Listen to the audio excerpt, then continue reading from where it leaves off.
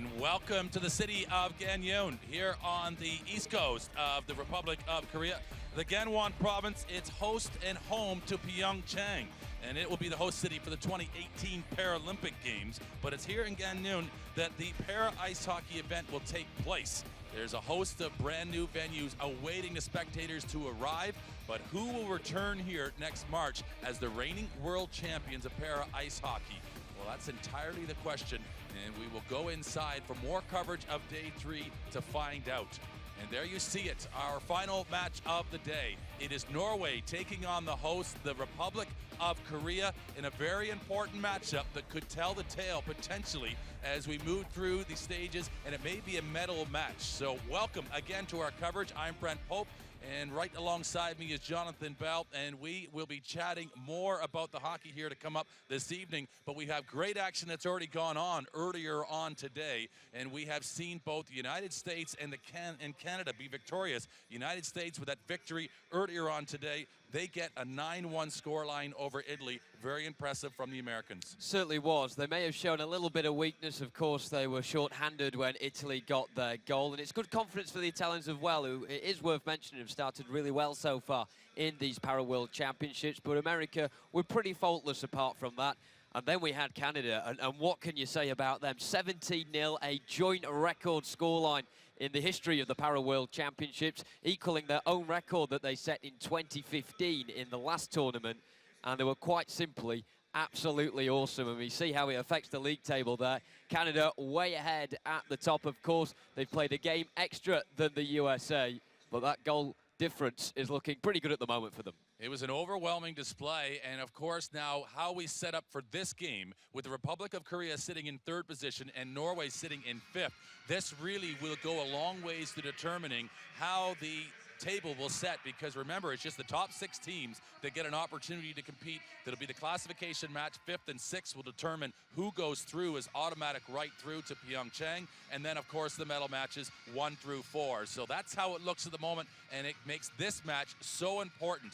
And we have so many key players to look at, but one of them that we're going to look at first for the Republic of Korea, they're number 14, who has been dynamic so far. They've only played that one game, a goal and an assist, and we're looking at Young Shin-won here for Republic of Korea. He was involved in the assist on the opening goal. There he is, number 14, and then also then getting the goal, which was the winning goal for them ultimately over Germany in Day 1's competition. But we look at some of the action here against Germany. Yeah, it shows exactly why he was awarded as best forward at the 2015 Pool B World Championships, because he was absolutely terrific last night. He's one of the fastest players in the world in para ice hockey. And he was absolutely electric. You could tell every time he got the puck that the Korean crowd here got really excited when he got it. And he showed why. 1 assist and 1 goal, and the vital one as well. And that meant that Korea got their maiden 3 points of this campaign.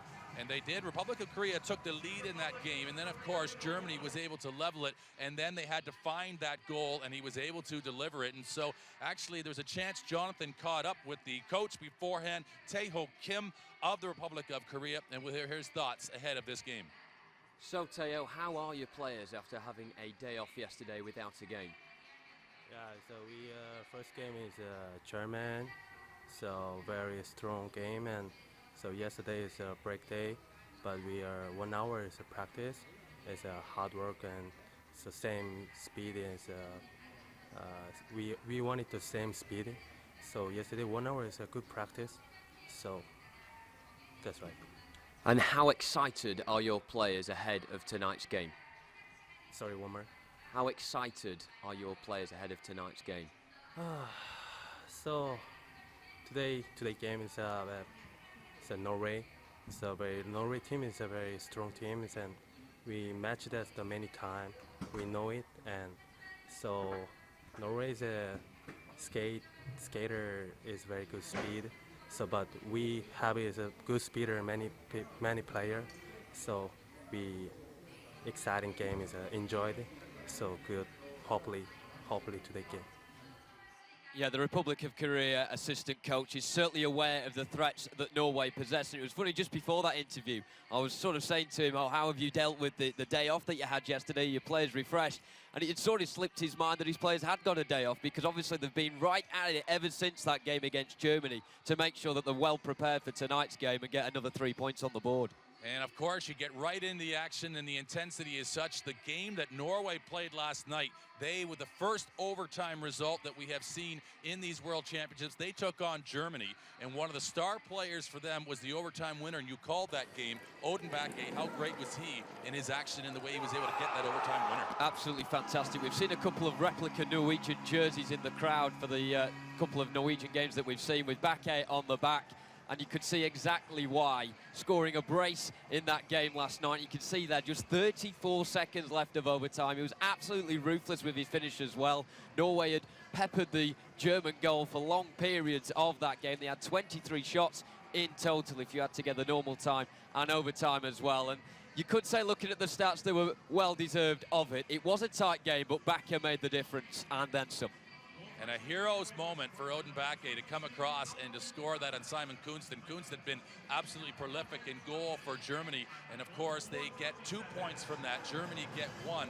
It's still there Sweden that is searching for a point in the standings so far. But you had the opportunity to catch up with the head coach for Norway earlier, Espen Hedge. And here's his thoughts now. It's like they recovered very well. We used only 10 players yesterday. Tried to use some more today and get them a good fight.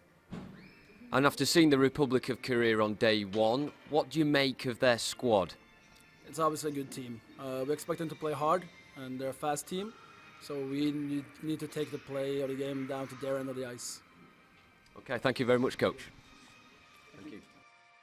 And a boost there, Norway having a difficult day against the Canadians in day number 1, losing 9-0, but then getting 2 points in that one. And Espen Hedge looking ahead of this game, it's very important for them. Definitely, and you could tell just exactly that point. It was emphasised by the fact that he said there that yesterday he actually rested 6 or 7 of the Norwegian players. He only played 10 yesterday because he was well aware of the importance of this one, to make sure his players were fresh and that they can give it their best shot to get 3 points on top of the 2 that they got from last night.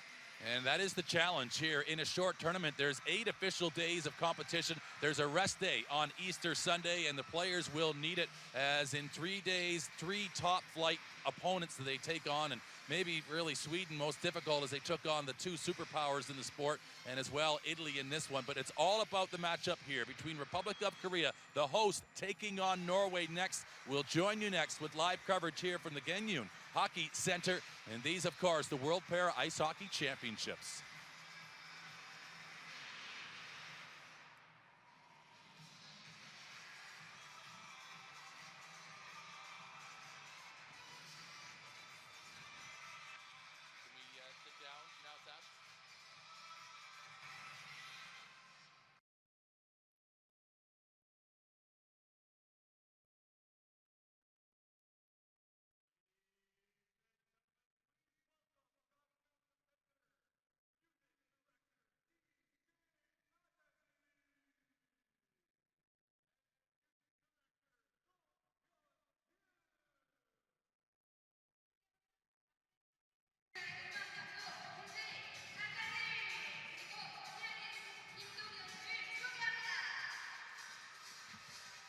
So just awaiting the teams to make their way out onto the ice. Both of them are ready. And of course, they have to have the officials out here, the officials for this one. As we await, we look at the crowd, and we'll have the opportunity as they do come out. But Jonathan Morrison, the American, in charge of this one, and then Tibor Fazekas as well from Serbia, and the Swedish official, Andreas Lundin, the 2 in charge on the line here. But you see a good crowd starting to come in here as well. Of course, the Norwegian support. That there, of course, that sign on the side there says, "I love Gangneung." And now you see as well, they're blowing up the promotional poppers, those bangers that'll make lots of noise here tonight. But this now only the second game for Republic of Korea. They're going to want to make it count, and full maximum points this evening is entirely their target. Definitely, and I think the fact that we're seeing quite a few South Korean supporters in the building tonight, it's not just because it's absolutely chucking it down outside and they're trying to seek refuge in this venue, but actually because of the performance on day number 1 in the evening match. They were so fantastic against the Germans, and it was such an exciting game as well, right to the death, before we had the winner from Jung Sung-wan. And I'm sure they'll be very much ready for this one. And there are the referees as they are just going to officially make their way out onto the ice. Obviously, they're on the opposing side to the players, and there's a good shot. Jonathan Morrison in charge, Tibor Fasekis on the line with Andreas London. And so once they get out and they check the goals, that they're all in good position and everything is in good working order, then the players will make their way out onto the ice. And we briefly touched on it, Brent, but these two sides have really come into this game with a very much contrasting past 24 hours. Norway have gone all the way in overtime. They've not only played 3 periods, but an extra 5 minutes on top as well. Korea have had the day off, and of course they will have been working and preparing for this one, but surely they'll be mentally and physically fresher. The interesting thing for the Republic of Korea is they play the first game tomorrow against Canada, so they will not get much rest, and they can't be thinking about that. They'll be coming out here this evening with full intention of maximizing the opportunity against Norway, but it's just something to bear in mind. It will impact them tomorrow with the least amount of rest of any team in the tournament to play the last game in one day and the first in the next. And Canada is certainly the last team you want to face at the moment. They're in red-hot form, and the things they do against the opposition, they really toy with them, they tire them out, and we've seen them a lot. Not only start off well in the first period, but they killed sides off as well in the third. When the opposition get fatigued, they still carry on striking towards the goal, and they're very much relentless. But as you say, Korea definitely focused on this one, definitely want to please the home crowd, and this is how they line up. So in goal, we'll just await the announcement. It looks as though it is going to be number 2, Lee Jae-wong, who's going to get the start in goal. And he hasn't had any duty yet. It was Yu Meng-yun who had the start, number 31 in their opener. And then on defense, you look at this lineup, pretty solid throughout, but really it is number 14, Young Ching-won, their assistant captain, will look out for the other goal that was scored in the game. It is number 28, Lee Jung-kung, who is actually the goal scorer. So a few different options. Also Lee Jung-shun, there, number 21, one to be looking out for as well from the Republic of Korea, as they will be the last to break from their huddle in and around their goal. And Norway is equally ready. And we look at the Norwegian lineup led by their coach Espen Hedge, and then back in goal it's going to be Kjell Hamar who gets the start. We saw Kissinger Deng in that opener against Canada with a 9-0 scoreline in a very difficult day, but now Hamar gets the duties for Norway. Yeah, and also want to watch out for is number 3, Rolf Pedersen, who certainly epitomizes a veteran. He is a Norway legend as well. He's won 3 Paralympic medals and 4 World Championship medals for the Norwegian para ice hockey team, and he was called him the silent assassin yesterday. The way he just ghosted around the ice, he could just glide past people, so brisk on the rink, and he'll be one to watch out for this evening for sure. So 2 goals for Odin Bakke, number 22, to be looking out for as we look there at the Republic of Korea's coach, and that is Seo Kwon-suk, who will now shake hands with Jonathan Morrison, the American official, as he just gives last instructions to the respective benches. And there is all intention from Republic of Korea to get the points here. They will want to by right, as Espen Hedge as well acknowledges Jonathan Morrison. They want to win these games and make sure they are in through merit, not simply because they're hosting these Paralympic Games come a year's time. Yeah, they also want to show why, as you say, that they are here on merit, but also why they won the B pool last time out as well. Their offensive play in those championships back in 2015 was absolutely exceptional, and but they're not too bad at the other end either. Lee Jiang-wung, the goaltender, didn't concede many at all in the B-Pool Championships back in 2015, and they'll be hoping for much more of the same offensively and defensively in the next 7 days or so.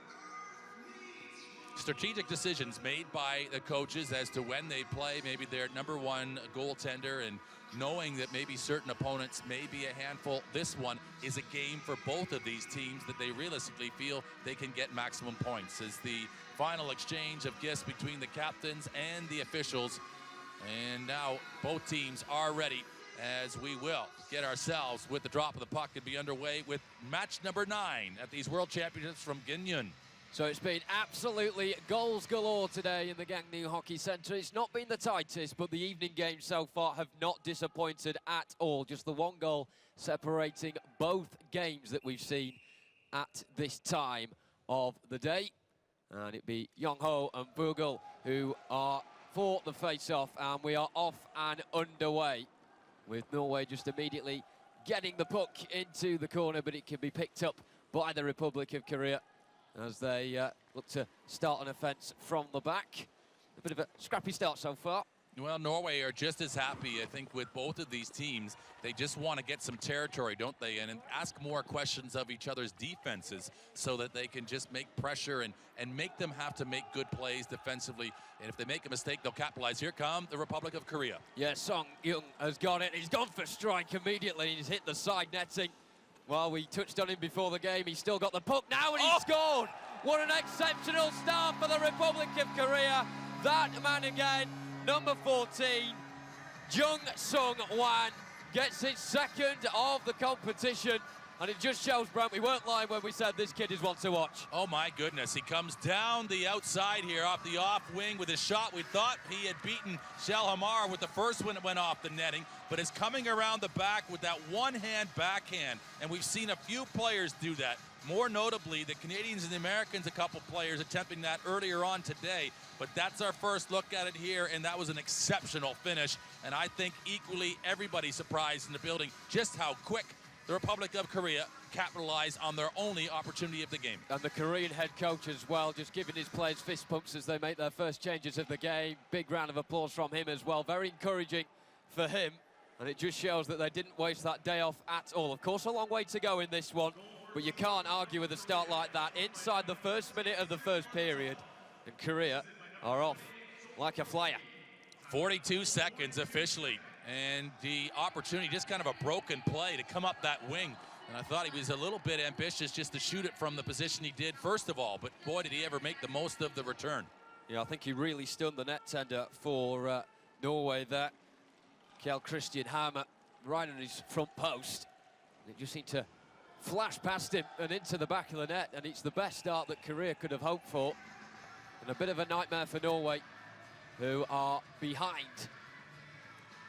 And we'll look at this goal again. So right tight to the post, and before Bogle was able to get to him. And the thing that's so impressive about it is he stayed in continual motion. He didn't stop and then try to get his momentum and all of his body weight in behind it. He actually, fading away from the play, was able to generate enough power to elevate it up and over the glove of Amar. And you see the celebration. It's a beautiful moment for the Republic of Korea early in this hockey game. Just a flick of that right wrist there as well. Bearing in mind, it would probably have favoured the left blade shot, but he went for the right one, and he did it to a T. And there he is, clashing with Pedersen in the corner. Minsu picking it up, but there's Pedersen again, who we saw covered so much ice yesterday against Germany, and they'll be relying on him again tonight to produce more of the same. But Norway haven't really got their game going yet. I think they're quite stunned by that early goal.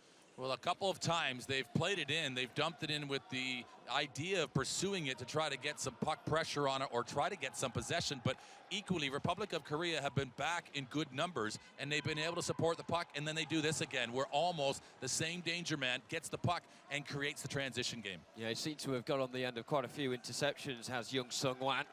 And if you're Norway, the last person you want to give the puck to is the Korean number 14, as we've already seen. So Norway with comfortable possession as they cross over the defensive line, but then they give it away. And a chance for Korea to get numbers forward once more. And there is a penalty coming up here, and I think it is Norway who will be getting it. We will see. Maybe we've just called that quickly wrong because it was Norway who had control of the puck, but Jonathan Morrison is there. He's indicating that it's the Republic of Korea to be penalized, and number 90, Park Woo-chul, is actually making his way into the box. And I think, and I wonder whether or not he put his hand on the puck and kept it from being able to be played is what it looked like. But from our vantage point, it's difficult to see. Maybe we'll have a chance on the replay, but ultimately it's a first power play of the game, and Norway with the advantage here with 2 minutes And we'll see, it's delaying of the game. So I think he did put his hand on the puck there, just trying to control it and keep it from being loose and having Norway take it immediately. Yeah, Norway was certainly effective as well yesterday when they had the power play against Germany, although ironically, having said that, it was in overtime after the power play had ended that they actually scored. As soon as Germany were back to full strength, Norway decided to hit the back of the net, but they've got the power play now, and just under 2 minutes for them to make the advantage count, and they almost got on the loose puck there near the hash mark, but it broke down, and Korea can have safe possession behind their own net. And they do. Oh my, that is one of the best clearances we've seen in this tournament this far. That's an absolute launch of the puck down the ice right off the hip. I was just about to ask you there, Brent, what's the best way for Korea to do with this power play? And then they do a clearance like that, and I think that was the answer before it even asked it. Norway looking to make inroads again, striding over halfway, dead centrally. It's back of that man. This is where he scored in overtime. He's been forced further out wide, though, this time around, and Korea deal with him very well. So far, we haven't really mentioned his name back yet, which is testament to the Korea defenseman, and they're really chipping in here in this power play as well. Well, they're putting so much pressure on is the situation right now. Good save there made and a comfortable one from distance, and generally if the goaltender can see the shot from the blue line there, they're going to make the save. But what the key there for the Republic of Korea, they didn't give Norway any time to set up or have an opportunity to be able to turn and look at goal or even be able to look to their teammates. A lot of the time, they were actually with their back turned to the play, just trying to recover it to get it back into good shape. So we have the face-off there. Bergel battling for it for Norway, but it looks like it'll be the opposition Korea who get it away. And just 45 seconds and counting down until Korea will be back at full strength. They've dealt with it well so far. Norway haven't caused them too many problems. Pedersen will look to have something to say about that, though. Offloads it to Bergel. It's a good run on the outside, and what can he do with it here? Flashes it across the face, and it goes wide of the far post. Gets another chance now, though. But despite the fact that Korea are a man down, they're really covering all the space. That is what Norway are looking for. Well, you just wonder whether that day off yesterday is just giving them a little bit of a boost, and of course it does. That's why it's factored into a tournament like this, to give teams a little bit of a reprieve, and it's worked well for the Republic of Korea because they look a little bit more energized than Norway do to start this hockey game. Yeah, we just saw some great control there from Pedersen. His close control is absolutely fantastic. And they're back at full strength now, Korea, though, so Norway not making that power play count. Bogle, almost a chance there, right at the back stick for Solberg. And it was just behind him. If he'd sort of timed his way towards the Korean net a bit more, then he may have got onto that a bit quicker and easier. But just a flashpoint there for Norway. It was their best opportunity so far, just putting the passes together. Norway haven't been as clean with passing the puck amongst themselves in that interchange as yet. And here now, Republic of Korea respond. It's a fantastic chance, and the shot towards goal goes wide. They've still got the pressure on, though. Ju-sung now has it, and it just squirms via Jakobsen into the path of Heimar. And we will now go to a break with Norway 1-0 behind against the host Republic of Korea here at the Gangneung Hockey Centre.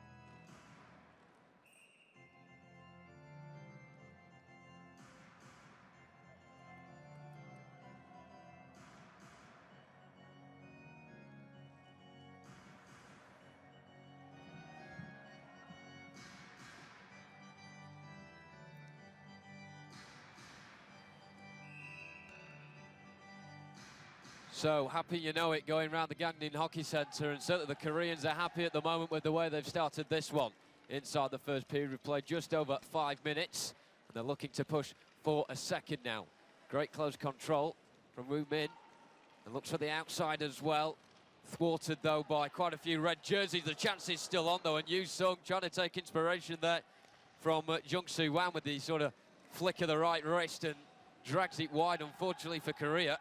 But again, those danger players are really present for Korea at the moment, Brent. Well, those shots equally, while they look harmless when they are being delivered, they can be effective depending on where the goaltender is at the time, because they may be anticipating something that they're not ready for. A lot of the releases and the shots that do come in the sport of para ice hockey are deceptive in their design. You don't know they're coming until they're already gone, and equally that's the same situation for the goaltender. I think we've got too many players on the ice here for the Republic of Korea, as the linesmen have been very tight on that. And I think the Republic of Korea got a similar penalty in day number 1, where they were just a little too keen to get on the ice and hadn't had the player that they were replacing fully off the ice as yet. Generally, there is a very tight margin there. About 5 to 7 feet from the boards is all that you'll be allowed before the player is able to replace them and come onto the ice. And sometimes it's even tighter than that. And with these sleds, it makes it very difficult to get in and out of those doors and to make sure that players can interchange effectively.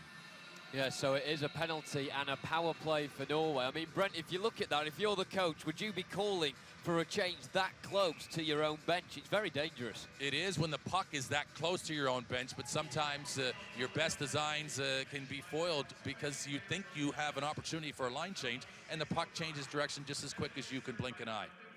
So here's the man of the match from last night. He just looks to put it into an area there and hope something happens. Didn't manage to ricochet off either a white or red jersey, though. But still the Norwegians with an attack. The strike goes high and over. But Norway, with their second power play of this match, are really trying to make this one count. Now back, if anyone's going to do it, he can. And it's straight at the net tender in the end. Still, Lee Jae-wong had something to do. He had to get a left glove on it, and he did it pretty efficiently. He did, and it was Bakke's best look so far. I think probably for Norway, maybe their best goal-scoring opportunity. The difference between shots and goal-scoring opportunity, it's a slight difference, but it's all the difference when you're in a position there realistically to score. And Bakke goes high, but the glove hand is equal to it. Bit of a scramble for possession here. It's Norway that pick it up, but now Young has it. Jung Sung Wan comes over halfway, struggles to keep possession, but he won't give that up. He's quite a tenacious player. And Norway are back on the front foot themselves now. Just over a minute left of this power play. So far they've had 3 minutes worth of penalty in their favour, and they've not made the most of it. And again, it's a bit sloppy. It must be really frustrating for the coach Hedge on that far side watching this. Well, they're trying to move the puck in short distances, and what you don't do there is you don't spread the defense. You allow the defense to pack and get close to you as well, and when it becomes a real cluster like that, it's very difficult to come out of it successfully with good possession. Yeah, fair play to the Koreans, though, with how they're defending at the moment, as Pedersen goes for goal, and it's not held on to by Lee Jae-wong. The crowd certainly appreciated that save, but it could have been, could have turned a bit nasty had the Norwegian got on the end of it. Now Pedersen finds a bit of room for Varnes, and he hits it over. Well, this is far more like it. Looks like we're going to get a penalty as well. I don't know if you saw what happened there, Brent. Well, in front of the net there, I just think some of the interference going on. It's going to go against the Republic of Korea, and it looks as though it's going to be a roughing call. As being indicated right now, you just see the fist of the referee going into his own arm, and we'll just watch again.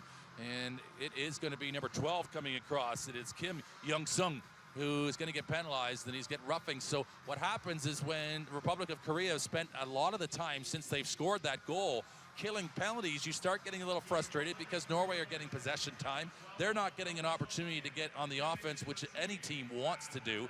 The hard miles are done in your defensive zone, and right now Republic of Korea are inviting trouble. Yeah, they're really shooting themselves in the foot at the moment. Very cheap penalty, very cheap power plays being given away, and that wasn't the cleanest of face-offs. Discipline is key at this level of competition, and when there's very little in it between these two teams, you can't allow the other team more opportunities than they might earn.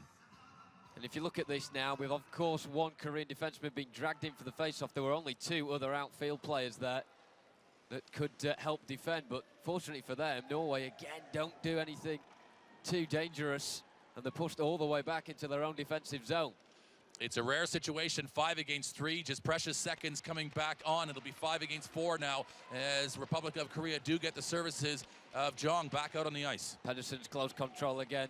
coming to the forefront, but it was a poor offload. I don't think he saw the Korean man, Jung-ho, coming back onto the ice from the penalty box there. And again, it's an almighty scramble for possession, which Norway do come out on top of, but when they're battling for possession back, it just wastes seconds of this power play. Bergel, back for Pedersen, real chance near the hash mark. He goes for goal, and he's hit the outside of the post. And he's ripped that well. He's changed hands at the last second and changed the shooting angle against the keeper there, and he was almost deceptive enough. He just wasn't quite tight enough with that shot, but really Pedersen will have wanted to have done better with that opportunity. Now on the break of Korea, can they get one here? With just the 4 outfielders, there's only 50 seconds left of the penalty as far as they're concerned, so they just look to put it into a space behind the opposition net, and that's sufficient from them. They'll be happy about that, and in fact they could win possession back here. Pedersen's got a job on his hand, fantastic hit coming in the corner. Pedersen's lost his right blade, and the puck is free, and Korea pick it up. There's some real confusion there for the Norwegians because Pedersen's not got his right blade. He was struggling to be able to do anything himself. Another blade goes flying into the mixer as well.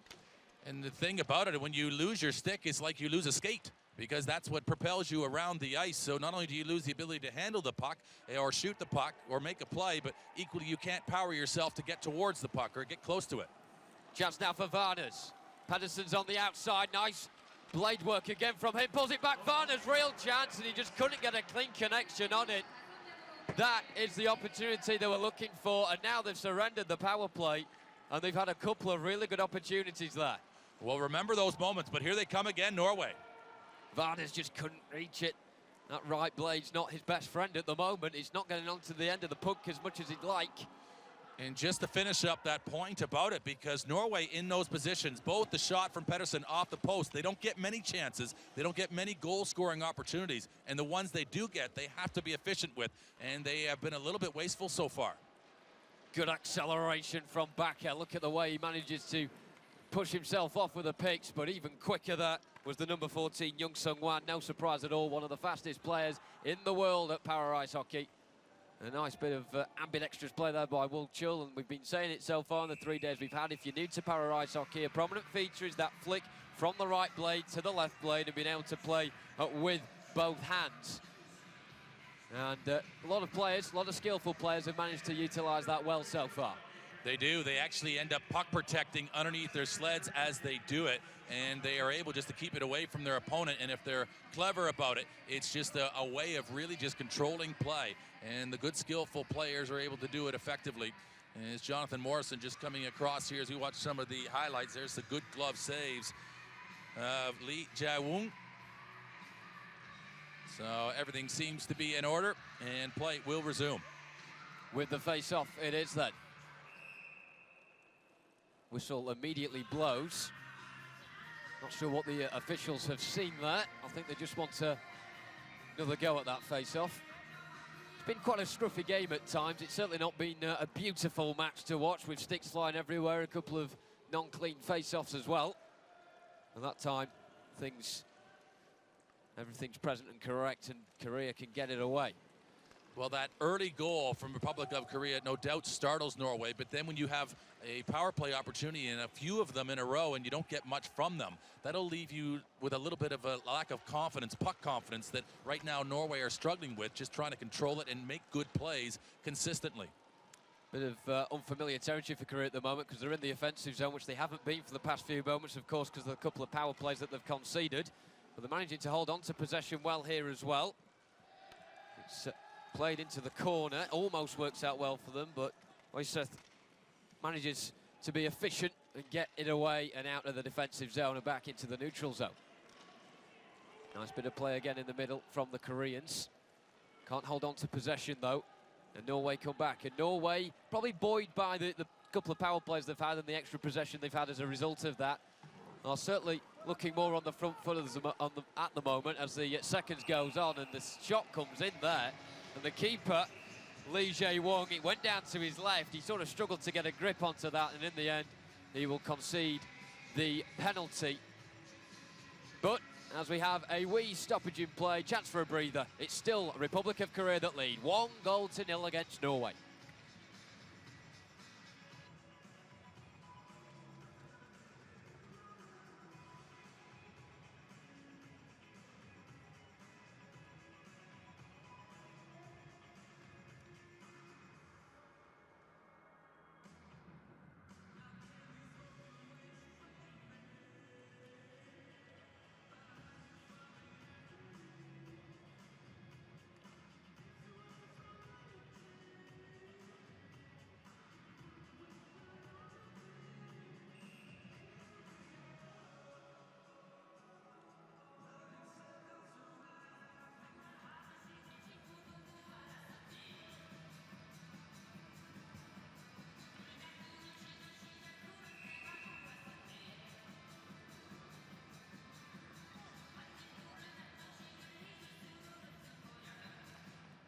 And off we go again then with the face-off. Quite a few face-offs in that particular circle, which shows you Korea's ill-discipline at times, the way they've given away penalties cheaply. But the impressive part, Korea have done very well at winning the face-offs, although they turn it over right here, and now Norway apply pressure, and it's Pedersen up front doing it. So here is Pedersen. The goaltender was very reluctant there to come out, and he just flashed past his bar there as well. Living a charmed life at the moment, the Koreans, because Norway are certainly knocking on the door, but at the moment they haven't been able to find a way through it.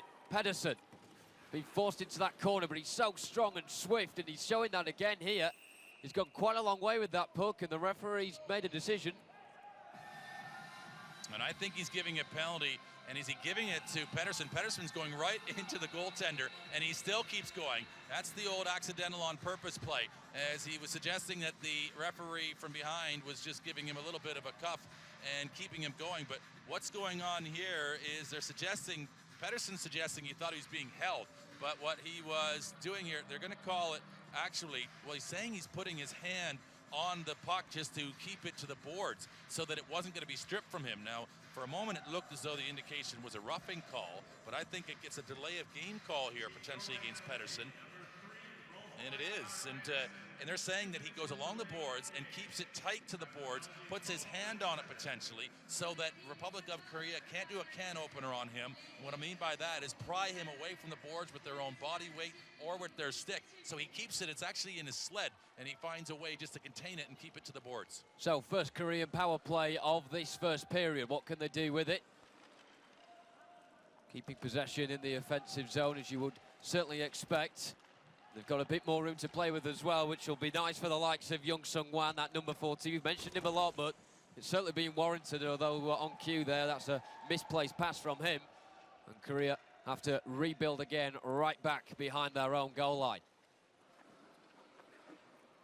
Can they use this power play more effectively than the Norwegians have used their two previous ones? Norway have gone close a couple of times when they've had a power play.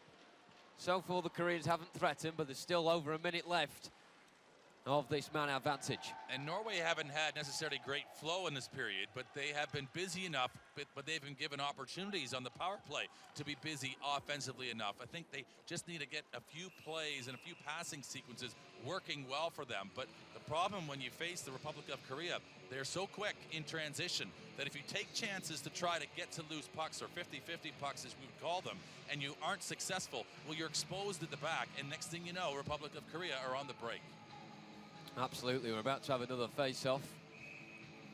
Fantastic view of the crowd we've got on the far side as well. I'm sure we'll see them during the next break, but if flag waving was a competition, then the Republic of Korea would be right up there. Some really energetic support from that far side. It's been a good turnout for both of their games so far in these championships as well. Well, they've been wonderful hosts, haven't they?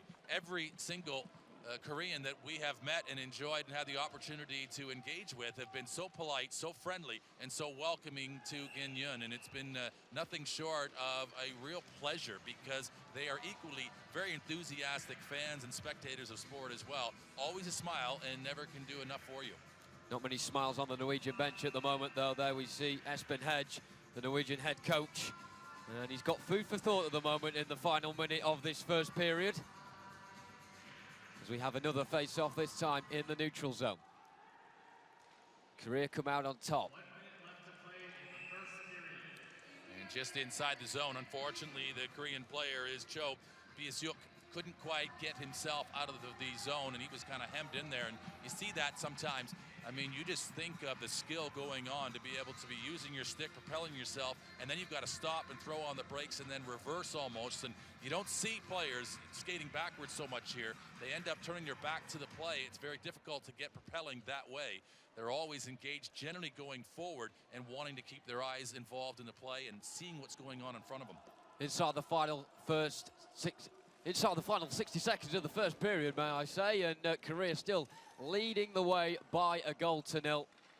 And despite the fact they've not enjoyed too much possession on the whole compared to Norway, they certainly will go into the break very pleased indeed. They've defended very resolutely and attacked when they've had to as well. And now they've got another chance to double their advantage. There's a bit of a scramble on the edge of the net tenders area. And Pedersen comes back on after the penalty there. that Norway had. So we're going to have 10 seconds of full strength with both sides. Don't think it'll be enough time for either team to get another one on the score sheet.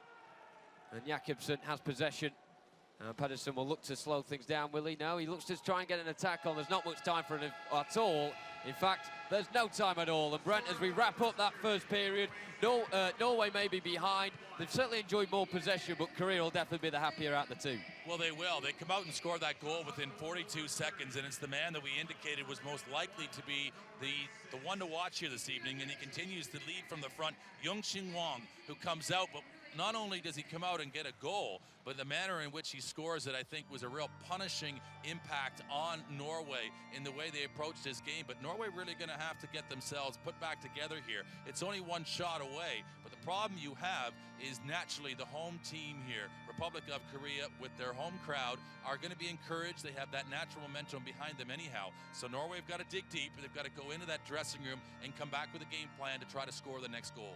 Definitely, and we'll be back in just a few moments' time to recap and review at that first period, but it ends Norway 0, Republic of Korea 1. Join us in a couple of moments.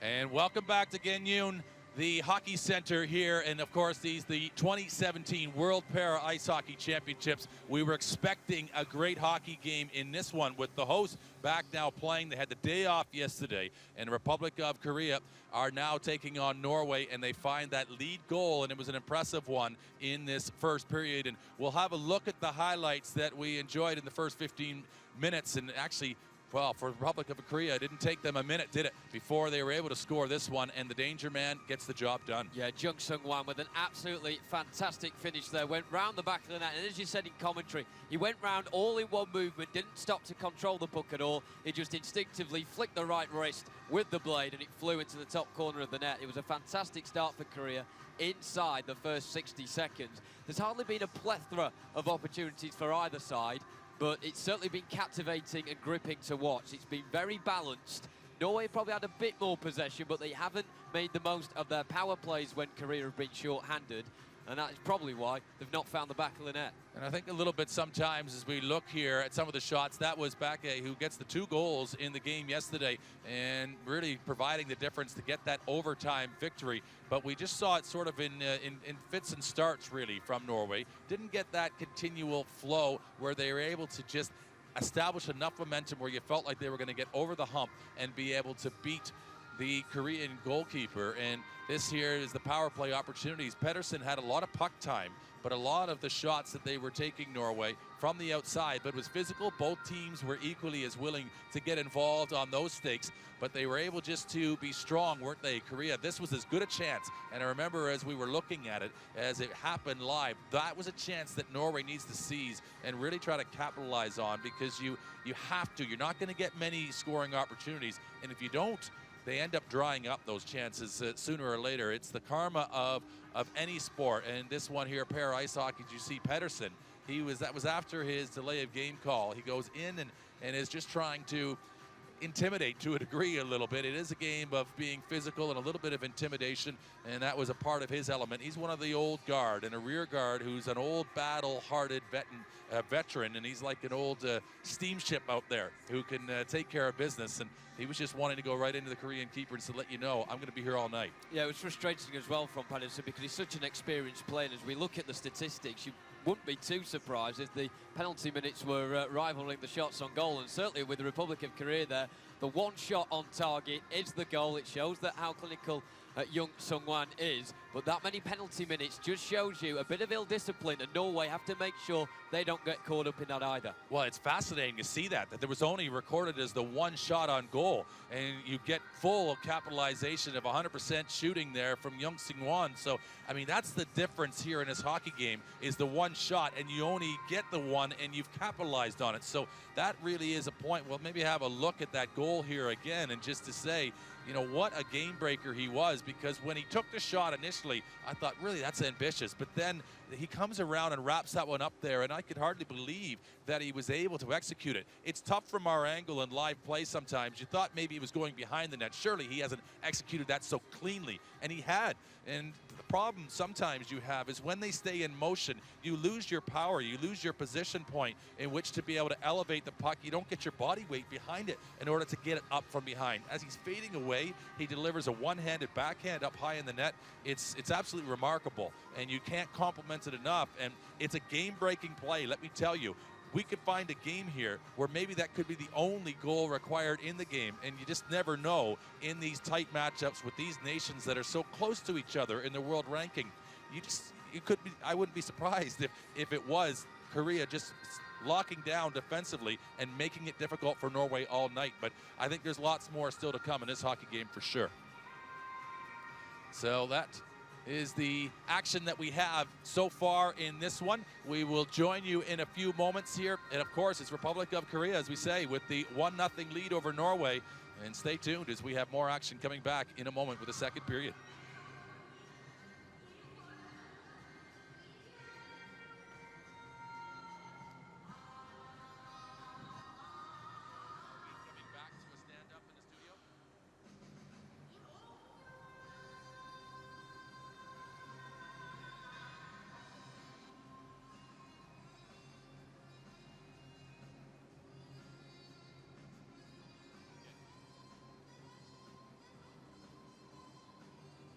Yep.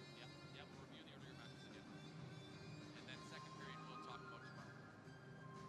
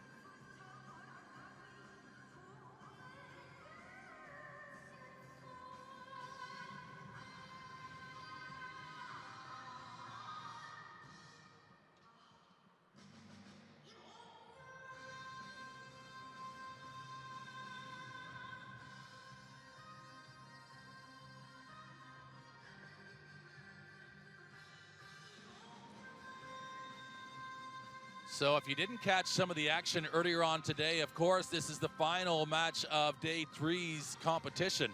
But we saw the Canadians and the Americans battling earlier on today, and Canada taking on Sweden. That was in the afternoon's matchup, and an overwhelming 17-0 victory. And as well, earlier today, it was Italy and the United States in the first match of the day, 9-1, and it was the first goal conceded by the Americans in this one, as the Italians, well, they were able to score one on the power play, but a very impressive couple games for the two North American teams in the competition, as both of them are tipped maybe to be in that gold medal game come the end of the tournament.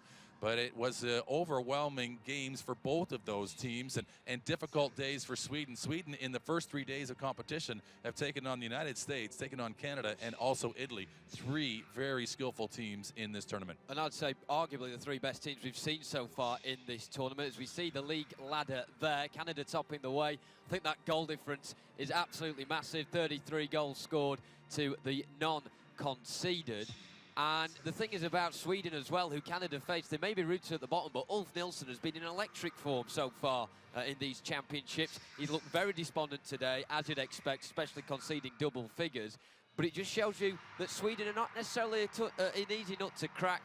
Italy only scored 2 against them despite dominating many spells on day number 1. So credit to Canada, who were absolutely ruthless offensively. They were. They showed no mercy today. And as we talked about earlier, they tied a record, their own record that they set 2 years ago in Buffalo when they defeated Japan by the same score of 17-0. So a real day and an indication, and it's interesting to look at those two nations, and it was my pick that really I thought the top team for sure at the moment was the Americans coming into this tournament. But as we move through into day 3, Canada are certainly impressing, and you certainly have to take note of a 17-0 scoreline today over Sweden. So we have, of course, the second period coming up in this one between Norway and the Republic of Korea in a moment. For more coverage, make sure you join us.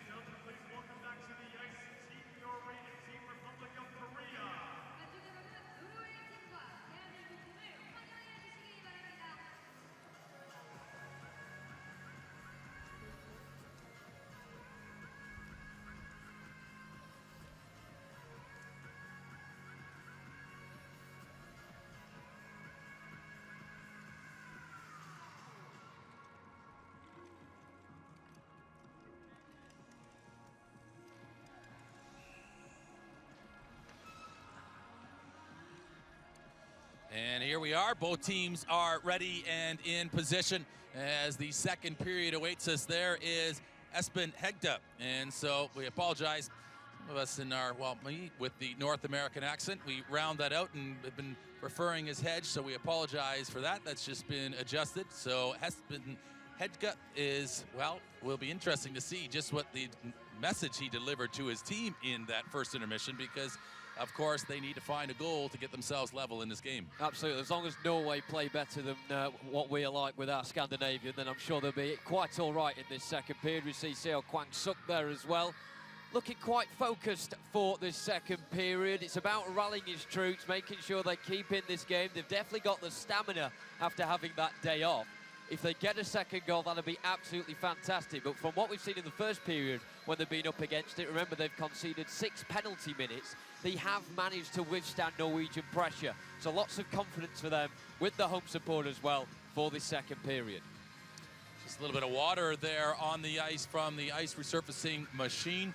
And they're just adjusting that, making sure that everything is in good order. The ice has been, technically, it's been pretty much flawless from what we have seen and enjoyed so far. The temperatures outside were scheduled on Easter Sunday to have 27 degrees Celsius. So that will be temperate indeed, but a beautiful time of year in this part of the world. The cherry blossoms in full bloom. I understand it's only a week's worth of blossoming that you would see, and we caught a partial part of it here to have enjoyed it here in the Republic of Korea as we are ready to go for the second period. So the referee gearing up for the second period before he drops that puck. And right at it are the Koreans who win possession back. And here's Pedersen giving away to that man, Song-hyung. And it's a real chance this as it breaks for Korea, who almost got a second right at the start of the second period there. The chance was for the number 55, Gangneung. And I'm not quite sure. It was like Varnes in the first period, I think, got stuck under his right blade. We'll see it on the replay now as he comes onto it. It's a fantastic point near the hash mark. Bogle gets a vital touch on it as well. I think it just ricochets off Wong Ho in the end. And we have a face-off. And we get the benefit of the replay there. And from our vantage point, I was just about to comment to say, realistically, Republic of Korea, if they want to win a medal in this competition, they need to finish plays like that. But what a play by Bogle to get a stick on it to prevent that clear shot opportunity. Yeah, it looked like it was going to be a certain second for the host, but it's not to be, thanks to great defence work from Bogle. And now what can they do in the attacking sense? Varnes again, it's a poor first touch of the puck from him. He's not had his greatest game so far. He played really well last night in that overtime win against Germany. And they'll be looking to find that form again. Here's Bergel. Nice offload on the outside, and then just flashes across the face of the goal again. And Norway have started this second period how they ended the first, and beginning to really put the foot on the gas. Well, a little bit more purpose, isn't there, in the way that Norway's playing and the way they've started things. And of course, Espen Hegde would have had a conversation with them, and they know as well. They're an experienced side. A nucleus of this team has been together, and they are a team that has been perennially in and amongst the medal discussion in this sport. They'll need to respond, and they know it, that this game is crucial. Deflection there almost caused trouble for Norway, but it manages to go to a safe spot on this near side, where Varnes will go across against Jung-sung. And it's a real tight tussle between those two. Still, it's in the offensive zone, though. Bit of a chip forward there by Dong-shin. Still, the attack is on for Korea. Norway struggling to get close at the moment as they move the puck nicely, although right on cue there, commentators curse given away by Korea, and they're forced all the way back behind their own goal line. Norway had great shape. They stuck together well defensively as a 5-man block, and what you end up doing there is, if you are able to do it with good movement and good anticipation of the puck movement of the opposition, you force them into making mistakes. Yeah, saved that by the Norwegian goaltender, which got the crowd excited once again.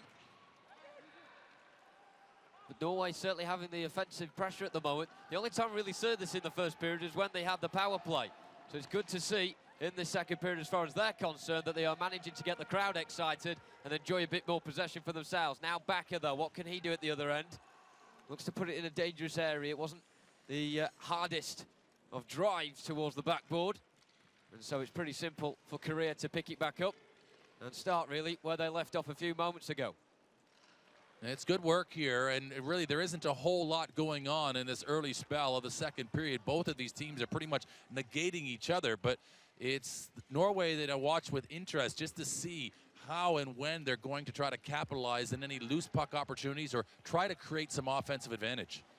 Yeah, you would wonder if you'd been watching the previous two evening games how this one could beat the other two night matches, but so far it's got certainly the ingredients there to be quite a belter. Nicely poised at the moment in period 2. Norway 0, Republic of Korea 1, and we are going to have another drop puck. So yes, a face-off. It was icing against the Republic of Korea, and they shot it there the length of the ice and unable for Norway.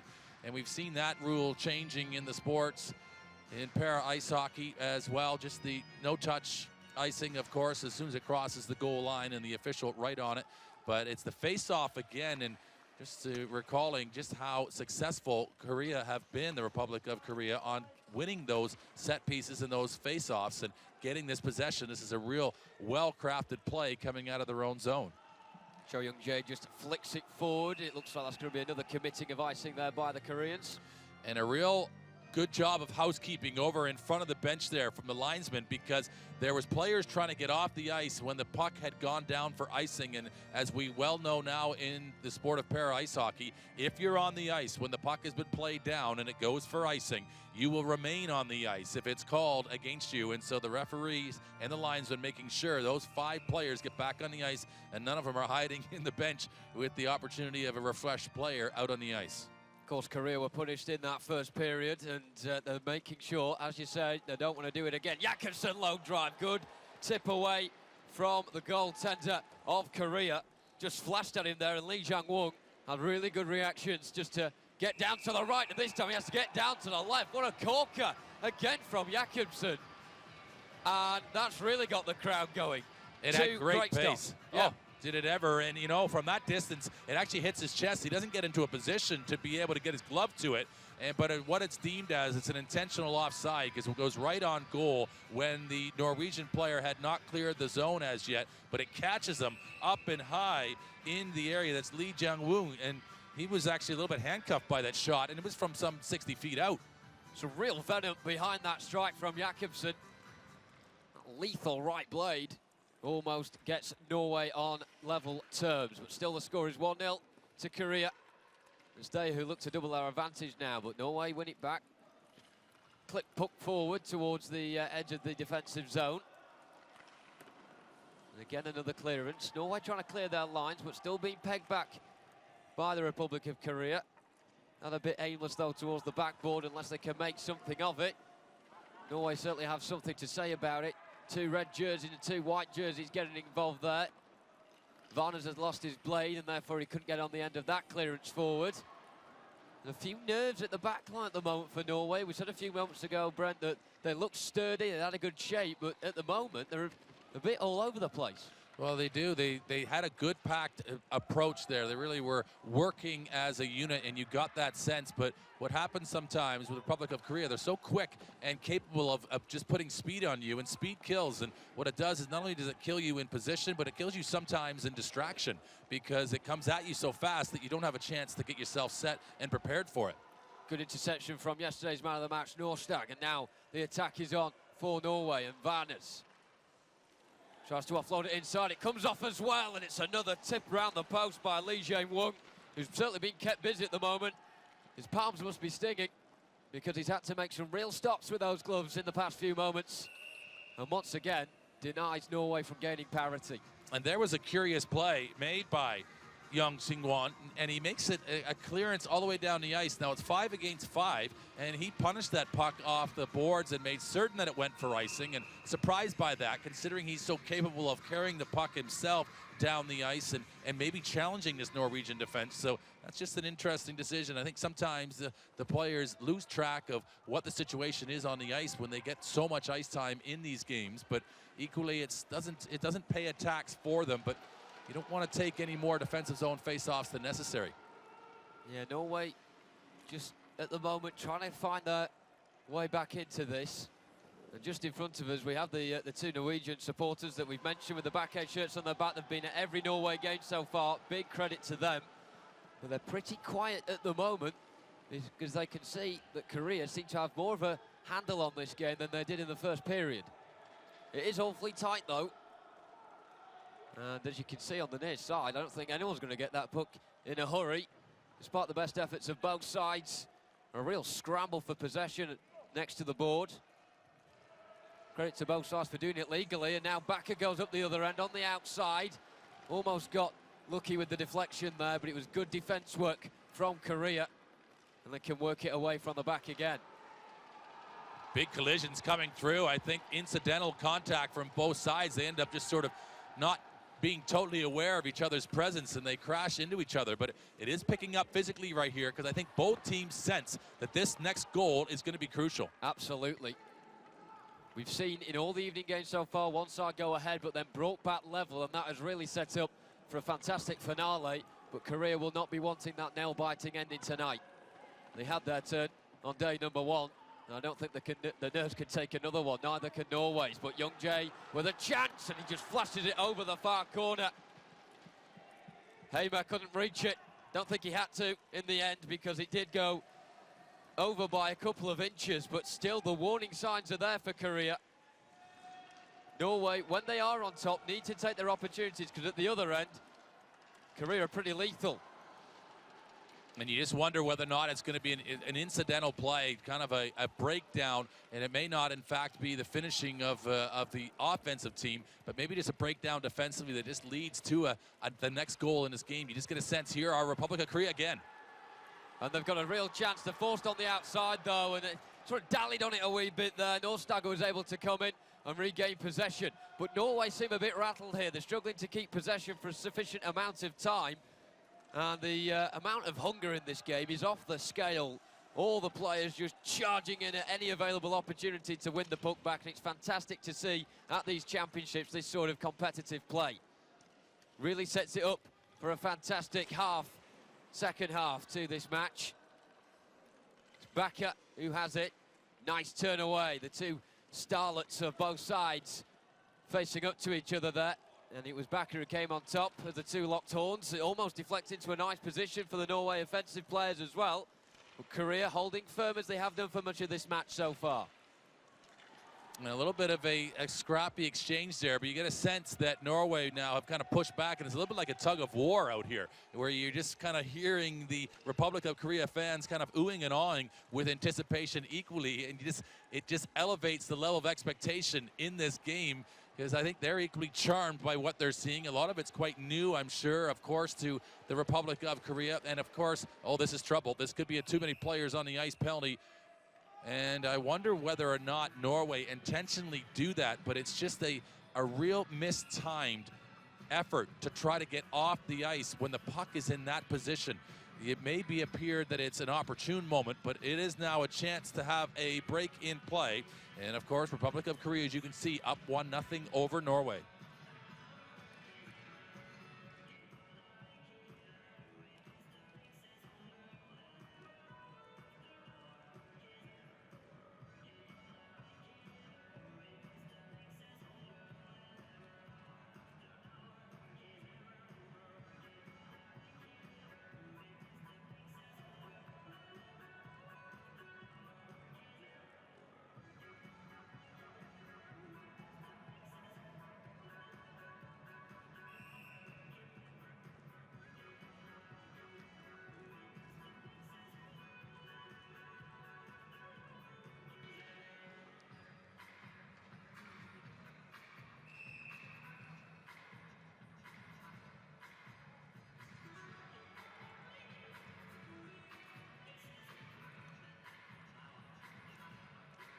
Yeah, we're having a discussion there, Brent, off air about the ill discipline and perhaps a bit of inexperience as well from the Koreans. Lightning has struck twice here, and the twice they've had too many players on the ice. Well, 5 players try to get off the ice at the same time where the puck is, and all you're doing is inviting the possibility of having that puck played into one of you as you're trying to get off the ice, or equally as a player's coming on the ice, and you don't need any more too many men on the ice penalties. You just can't have those mental lapses. Eventually you will end up paying a price, as you know, it's difficult enough to contain the opposition with their good play, let alone having to make up for your own weaknesses with some of those plays that you can control.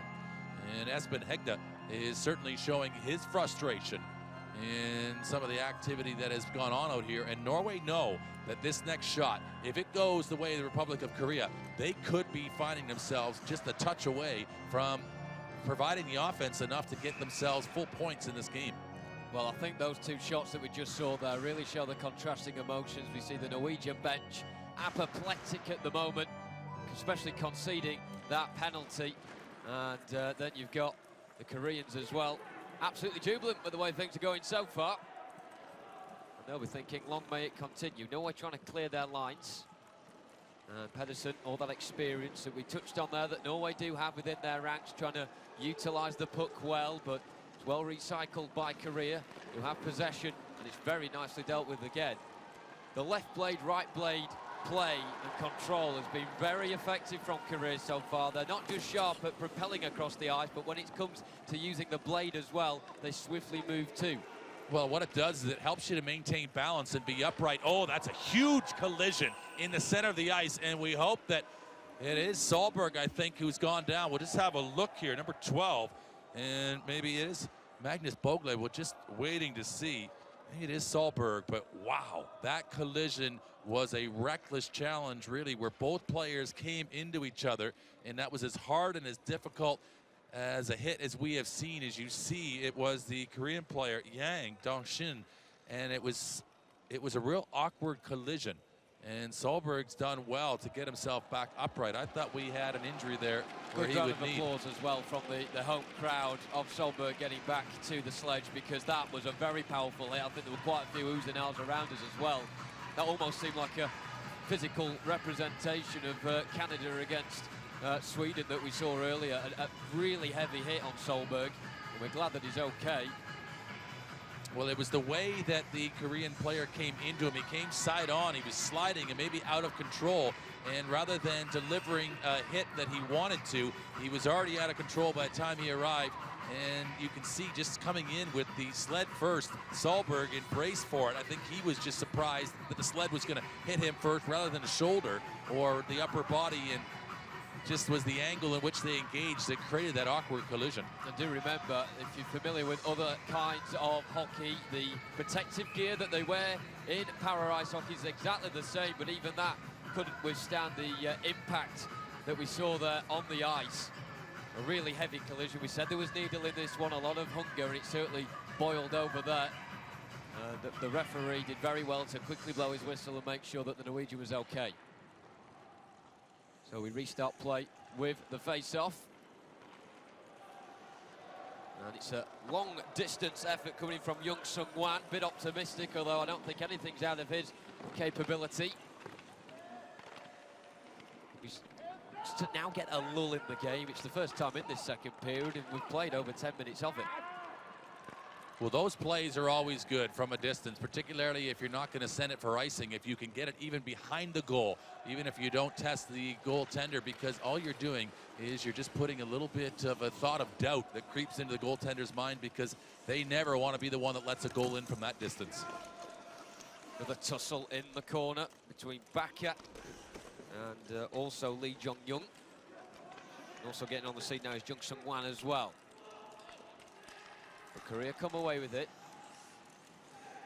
And as the game sort of dampens down in atmosphere, I think this will suit Korea, because the momentum was certainly beginning to shift towards Norway. You touched on earlier, it was like a tug of war. You don't really want to jump to conclusion about who's on top, because it could change like a flip of a coin. And there's the strike going in low towards the left-hand post. Well dealt with in the end by Hamer, the goaltender in the Norwegian net. Very awkward one down low to his left. Well, it is, because they stay upright. They've got to have the core strength to make sure they're in a strong position to move left and right and be central. When they commit to making a save, whether it be left or right, generally they go down in that fetal position. They've got to be certain of it, and they've got to be flush and flat across the ice so it doesn't squeeze underneath them. Decent advancement from Plageg. Can't get on the end of his forward touch, though. And mopping up well, there's Lee Ju-sung. Baka once again wanting a bit of a tussle. And this time it looks like Norway do come out with the puck. Oyster. Bit of a tricky one. It went quite a few metres wide, though, of that far upright. Another strong challenge going in on that far side underneath the Norwegian bench.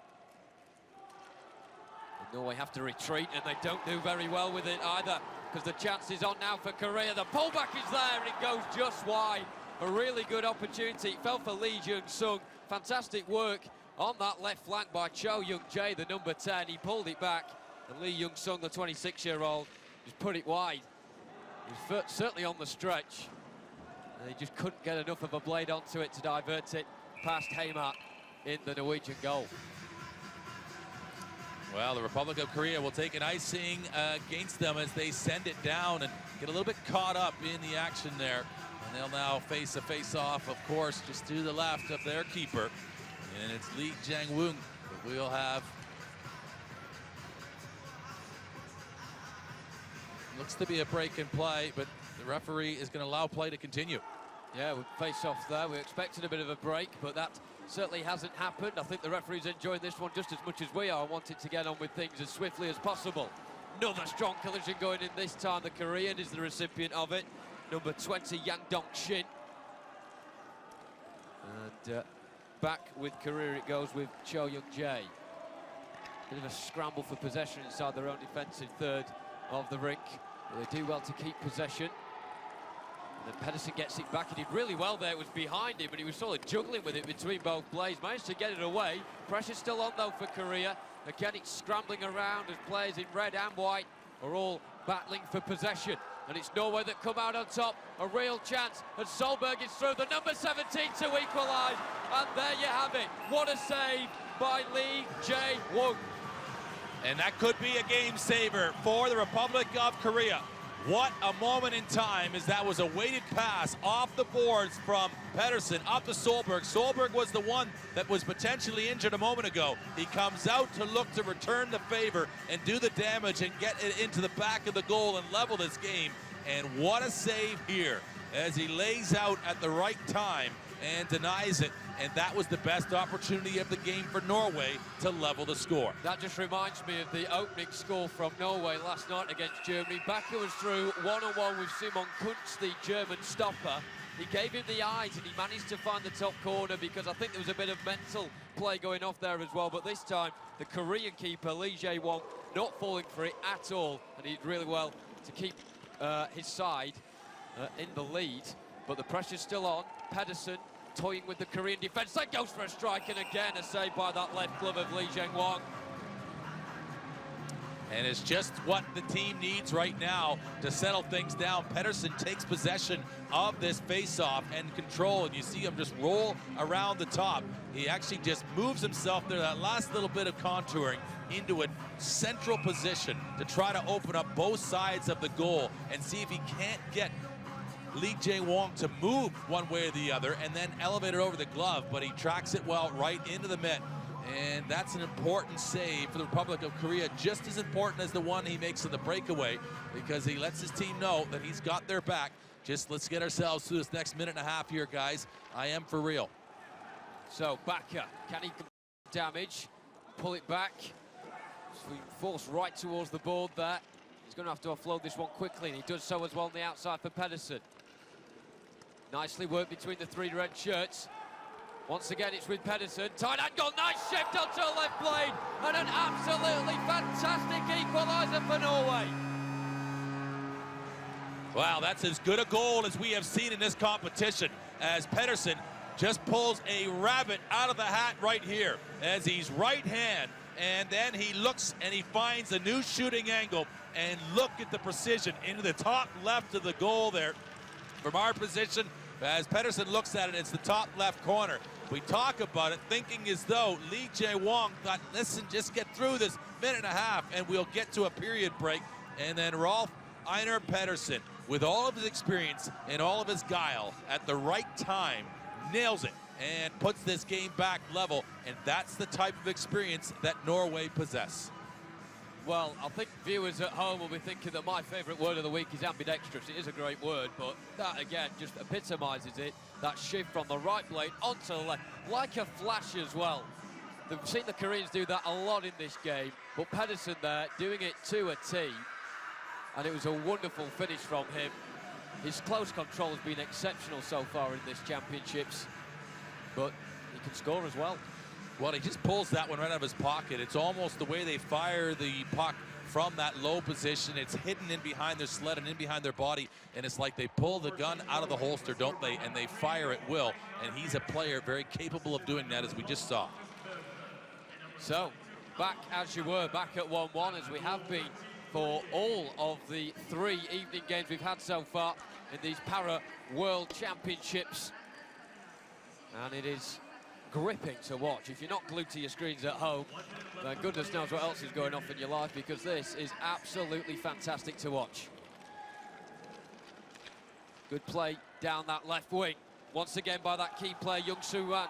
What can he do with it? A good hit there going in from the Norwegian, who seemed to come off worse in the end, Klak-Egg. And it's a struggle back for possession. I think in the end, Korea more or less had to concede it without giving away a penalty, and Norway have the puck back. Well, that's one of those less than attractive plays where Norway are just able to clog things up a little bit, keep it to the boards and try to slow down that momentum, where it's the smash and grab sometimes from the Republic of Korea. They come in, try to scoop it up on the fly, and then advance towards the goal. Norway do their best just to hold that puck to the boards and make sure that there's nothing easy or cheap that's going to be afforded to the Republic of Korea to try to bounce back and get a late goal in the second period. So there we have it, end of period 2. Norway do gain parity. It's 1-1 here. Me and Brent will be back in just a few moments' time to analyse that second period. Wish us luck, because there's certainly a lot of talking points. But at the end of the second period, it's Norway 1, Republic of Korea 1.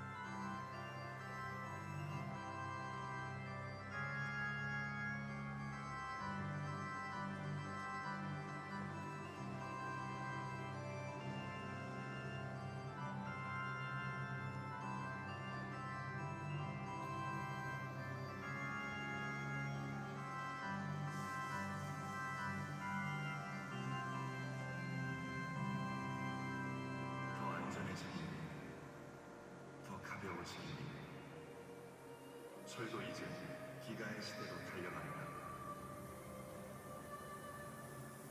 지금까지 경험하지 못했던 포스코 초고강 포스트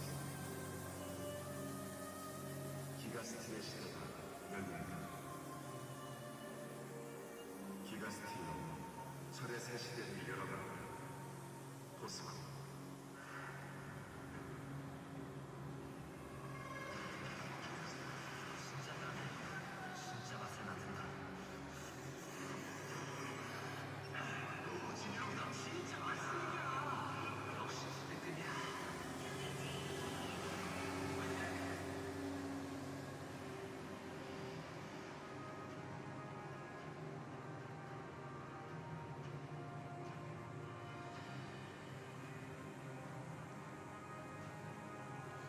And welcome back. We are in the second intermission of game number 3, and it is game number 3. And we've got the hosts, the Republic of Korea, who got things started with 42 seconds in that first period.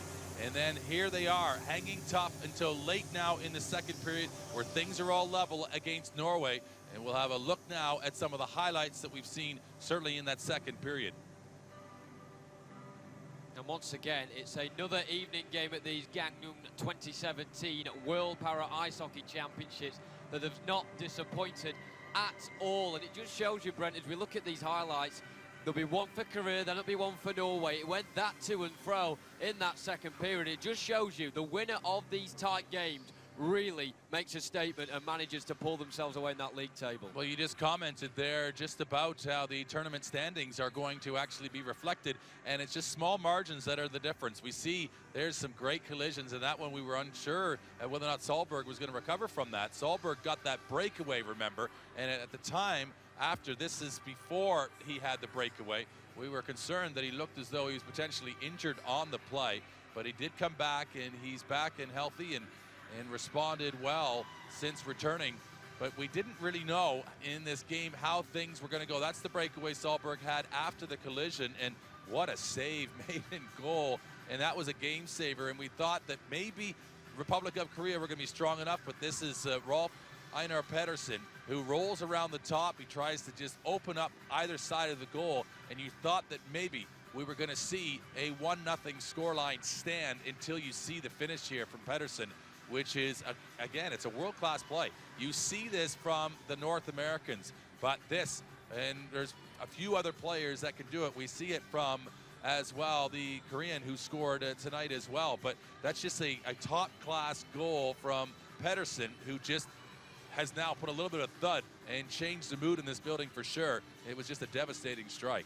Yeah, Pedersen was very unfortunate not to win man of the match last night against Germany in that overtime win here at this hockey centre. But actually, the performance we've seen from Lee Jae-woong, the goaltender for Korea in that second period, you thought it was going to be a miracle to beat him, but it was quite a showstopper from Pedersen. Lee Jae-woong had absolutely no chance stopping it, and we are so finally poised for this third period. I really can't wait for it. Well, we'll have a chance here now. We'll have the match stats and just look at what we do have going on. Shots on goal, Norway with 11. Remember, there's only one shot for the Republic of Korea after the opening 15 minutes of play. The face-offs are pretty much negligible as far as 14 for Republic of Korea, and then the penalty minutes coming into play as well. But there wasn't anything about any specialty teams there. That was just a play, the difference in that period, and by a player who just knows better and knows how to make it happen in a small moment. And we were really undecided as we look at those stats, just which way this game was going to go. And we felt as though the next goal was going to have a part to play.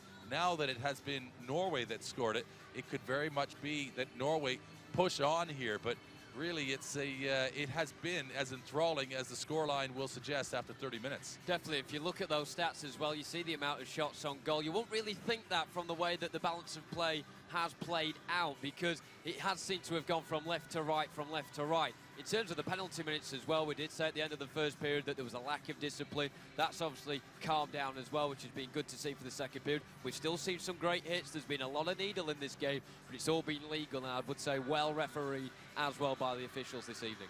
And the interesting part as well, for Republic of Korea, they play that first game again tomorrow in day 4. Then there will be a day off. And so with all of the action going on, they benefited from that day off yesterday, day number 2 officially in the competition. And now Norway have put in 1, 2, and 3 into their third game.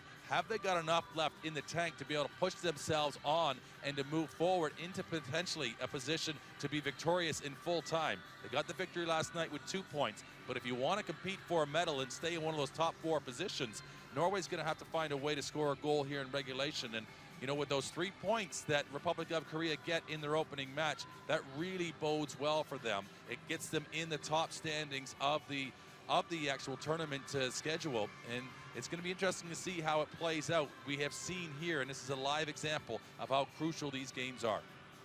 Absolutely.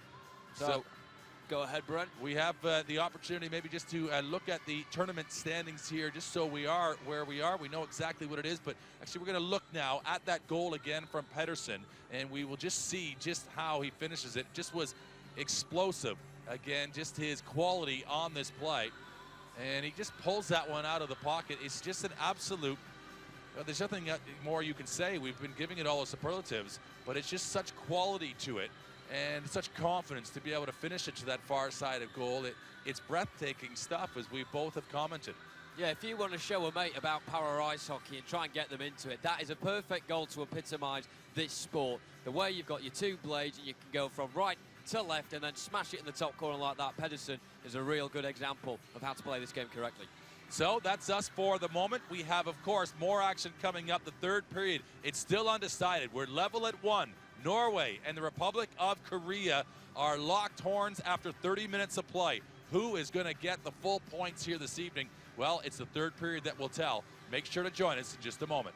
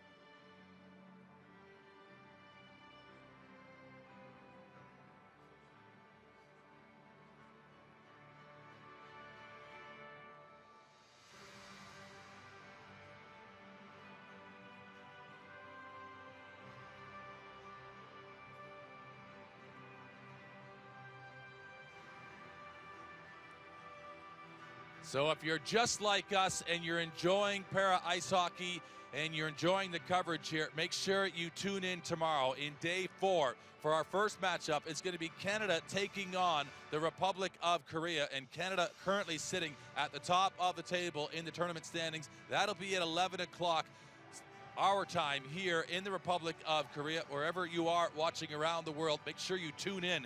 And of course, then we have the other 2 games tomorrow. United States of America taking on Germany, and then we're rounded out with Norway versus Sweden. And so, again, 3 great games ahead of us tomorrow. A lot of tasty ones, in particular that all-Scandinavian affair between Norway and Sweden. That could be pretty tasty. We've seen what Norway are like tonight against the Republic of Korea. They'll certainly have a bit more of a say against Sweden as well, with the crunching challengers flying in. And also touching on Canada against the Republic of Korea, that just exhausts the point even more. Korea must win today if they are able to go into the second half of this competition in a strong footing. Well, there we are. The stage is set. And, of course, all the drama still to play out here at the Gangneung Hockey Center with Norway and the Republic of Korea level at 1 with the 3rd period just coming up.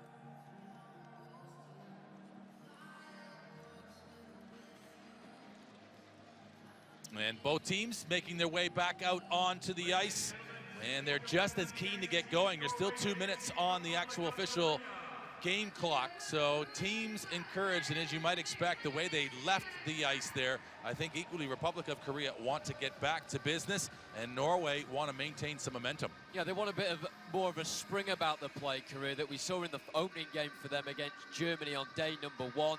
We saw it in flashes, of course, right at the start of the first period.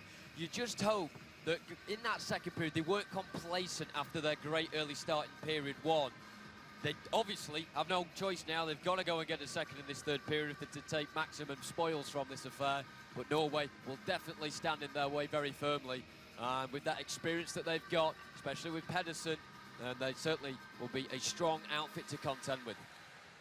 Yes, they will, and they will look encouraged. You can see it, a different mood on the bench there for Norway for as long, and I think, of course, conceding that goal so quickly in the first period, it does leave you a little bit thinking, is there going to be another one with this team at home, and they're going to get the momentum behind them and just find a way to just get away from us too quick before we get a chance to get settled into this hockey game. And Norway were able to just create enough to something to push off against. And of course, now that they've got the goal and so well taken, there is such a thing that a goal can count more than just the 1 digit that you see in the score column. It can count for the confidence that your team believes that, you know what, we can score tonight. Until you score that first goal, there's always the doubt, are you going to score in this hockey game? Yeah, credit as well to Norway. Let's not forget they were probably demoralized. They won last night, so they would have been really boosted in morale, should I say. And it'd be frustrating in a way that they didn't start on that strong foot in the first period. Korea, with their break, came at them, and obviously the long game for Norway yesterday meant that they were probably a bit tired. But we look at the 2 benches now, and it would have been very interesting to have been a fly in the wall in those changing rooms. What do you say ahead of this 3rd period to the 2 sides? So even at this stage, but also knowing how important it is to take maximum shares of points. Well, of course you want to. If you're in the Republic of Korea's bench, you want to be saying, well, we've conceded that goal. If we were going to play one period against Norway and we're level. Well, here it is. It's a 1-1 game. It could be 0-0. Doesn't really matter. You're level and you've got 15 minutes in which to try to win a hockey game. And so that's exactly the case for Republic of Korea. It basically resets the decks, doesn't it? And therefore Norway, who maybe didn't get the start that they would have liked to have had, they get an opportunity to restart this hockey game. But what we've got here, we've got a little bit of extra water on the ice, and you see them obviously as they will test it with the puck just to see how well it does slide. And of course, I think they'll just allow that to dry up a little bit before we do resume action, as the referee has got the linesman rather, got the squeegee out there, just making sure that that extra ice on the top of the surface is just kind of pushed along and gives every opportunity for that puck. What you don't want to have happen in a situation like this is have the puck stop inopportunely and really just lead to a goal-scoring opportunity that could be deciding in this hockey game. Yeah, and I think the atmosphere has been that electric tonight in the Gangneung Hockey Centre. It's taken its toll on the ice and began to melt it a wee bit towards the goaltender, towards our left-hand side there, his area. But it's cleared by the officials, and we look like we're ready for this third period. Well, it's that rain outside brings humidity too, which brings in a little bit of sweat to the ice, and that's why it hasn't dried quite as well over the last couple periods. So that we are ready for period number 3. The next 15 minutes absolutely crucial for these two sides. Norway and Republic of Korea both on their way. And almost a shot and a goal right at the start there. That stunned us all. Well, it's once it starts to bounce, it could go any which way. And particularly if the puck bounces on its edge, it's not particularly bouncy as such because it's vulcanized rubber and its job is to stay flat on the ice. But if it arrives in front of the goaltender, as it just did, at such a short hop balance, it could easily ricochet off the equipment and go in the back of the net. Still a chance for Korea. It's that man again, Park Woo-chul, who's got it. He had that fantastic strike from more or less in the neutral zone, almost at halfway. And Norway, a rocky start for them that they wouldn't have liked, but Pedersen can get a handle on things and begin to work things from the back. Just wonder as well, Brent, if that sort of wet area towards the goaltender's box sort of had an influence on the way it spun off the ice. Well, you just wonder, don't you, as you know, there's a rhythm to the game. You come out, you skate around a little bit, you get ready to go, and that kind of surprise element when there was a little bit of a delay to get things started. Rhythm is a big part of things as well in any sport, and timing. And I think the puck got stuck again there behind the net. We don't want to make too much of a deal about that stoppage at the start of the third period, but it certainly will have a little bit of an influence on this game. But Norway managed to, through Pedersen, get things away. Cheap concession of possession, though, and it's straight back into Korean hands. And the Republic of Korea just trying to manage the puck here right now. That's a good cut move to the inside and to create this angle for the outlet pass. And they are more thoughtful. There's going to be a penalty here. And who against will it be? It looks as though it's going to be against the Republic of Korea as we watch, and they do touch it. And they had the puck, which is interesting about this. And then coming across is the Norwegian player and responding right now. And the helmet is straight off. This is a really serious injury, I think, for the Norwegian who's on the ice. He's in some real pain. Is he clutching the left arm, I think? The helmet immediately came off from Oyseth, and he looks at real discomfort there. And for the second time, I think the paramedic's going to come on to the ice. This looks pretty serious. Well, it's the awkward nature of the way the players arrive. Now with the puck, he gets his sled up. That's the issue. His sled comes elevated up off the ice. So in anticipation of the contact, because he brings the front nose of the sled up off the ice, his feet into the body area of the Norwegian player, that's why the penalty was called. And this is the blunt force of that momentum coming from the sled and the feet right into the body of Oyseth that has left him on the ice right now and in need of what looks to be some medical support to remove him from the ice safely. Yeah, the stretcher's coming on, as you can see there on the screen. But this is a fast and frenetic sport, just like other forms of hockey, and that's why these players love it. Make no bones about it. These are here to do the crunching challenges, but of course, it does have its consequences as well at times. And we don't like to see this as the stretcher comes out, and we just hope that Oyseth will be okay after this. He seems to have recovered a wee bit from the initial impact. But we saw that as soon as he was down, the play didn't immediately stop, but the helmet came straight off. You can see the helmet just on the right of the screen there, as it was lobbed on the ice due to discomfort. And we see it again now. And that's just the high sled up high. That's Cho Bien-Suk, who just comes in and engages and doesn't keep the sled on the ice. And that's the reason for the penalty. And I just wonder whether or not it's just going to be a 2-minute variety as we watch here Oseth. And this is sort of, I think, probably our first incident in the tournament where we have needed medical support to remove a player. Hegda is looking on, the Norwegian coach, and he's just trying to make eye contact, I think, with the official just to see what the determination is going to be, or maybe with his own bench there as the trainer is out there. And this is you see, it's gone very quiet, as you might expect in the Gangneung Hockey Center. Oyseth clutching his midriff, so maybe, as you said, the raised sledge at the end there just caught him right in a nasty position in the midriff. And he'll be now towed off the ice, and we wished him the best, as do the Korean faithful on the far side. Very sporting of them. Never a good scene. He gives the thumbs up, though, and with that ability, giving some reassurance to those that are watching on, wherever you might be, that he's actually going to be hopefully okay. But that's just maybe him, of course, wanting to be positive there. I don't think anything in and around the head area, but of course you could have the possibility of some whiplash with that force coming in the middle of your body and the way it startles you and surprises you. So, of course, we'll just have a look at it one more time. It's just the force, bang, and we're hoping it's just maybe a bruise, or certainly the shock of it as much as anything. That is the startle that has left to Oseth leaving the ice here now. But there is a penalty, as you can see. And we'll just await the announcement here. Nede Sok is the one that's got a 5-minute penalty. I think that's the first time in this championships that we've seen that.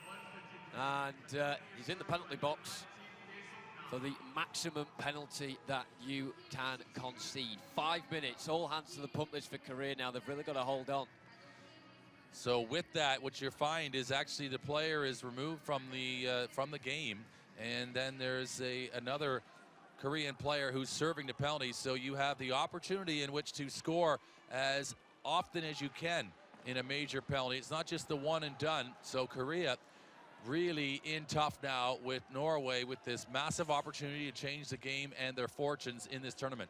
So Bakker looking to make something about it. Didn't see too much of him at the start of this third period, but now with the man advantage, Norway's offensive players have a chance to shine, and he'll certainly be one of those looking to come to the forefront. Klake, nice loft towards the left, and well met as well. Now it's back for Bakker. They're working the puck nicely in Norway, trying to find the appropriate room. Varnes with a strike, and it's well tipped round the left post by Lee Jae-woong. And that is the first phase of the penalty that Korea managed to withstand. Well, the impressive part is the way Lee Jae-woong, the way he was able to track that puck and move across. He propelled himself last second just to close down that short post, and that type of movement in the goal. He's going to have to be the best defender on the ice during his penalty kill for the Republic of Korea to not concede. So Bakker has it again. So looking to grab this power play by the scruff of the neck. Nordstoga. There's red shirts all over the offensive third at the moment. Which is the right player to utilise, though? That is the question for Norway as they look to find a way through this big, strong white wall of the Republic of Korea. Varnes there almost beat it, but was thwarted very, very well. Another hard hit coming in on the far side. And still Norway have possession at their blades. Well, they're very deliberate right now, Norway. They haven't looked to be having an activation point, though. They look to be undecided as to how they want to engage this Republic of Korea's penalty kill formation. And they need to be definite about their decision-making and try to get an activation point where every player knows that as soon as it goes to this player, we're either going to go to the net with purpose or try to get the rebound, or there's going to be at least a shot coming in on the Korean in goal. But right now, Norway are starting to get broken down a little bit by what's becoming a resurging Republic of Korea penalty kill. Yeah, Norway certainly trying to be methodical here. They've got 5 minutes to play with, or they did. They've now got 2.5 minutes. So, of course, they have more time on the power play than they usually would, and maybe that's just playing on their minds that they have got more time. than they usually would in this sort of scenario. So, under 2.5 minutes remaining. Bakker holding possession again. He's seen a lot of touches in the first 2.5 minutes of this power play. Now Pedersen, nice flick backwards, and the chance is on here. The referee's blown his whistle as well. Not quite sure what he's seen.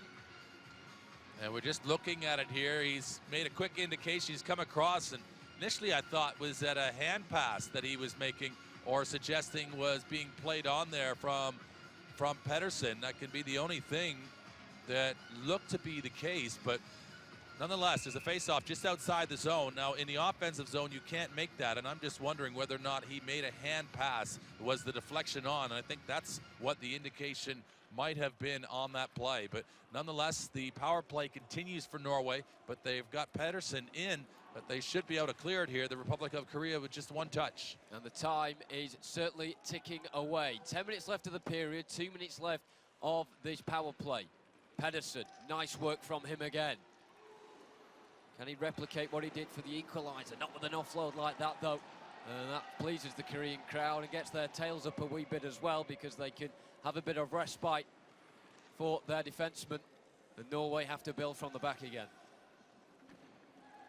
It's been steady. I don't think there's been enough speed, to be honest, in this Norwegian power play, whether it be physically with the speed or speed of thought. So now a chance, and an effort goes in towards goal. The referee's whistle blows as well.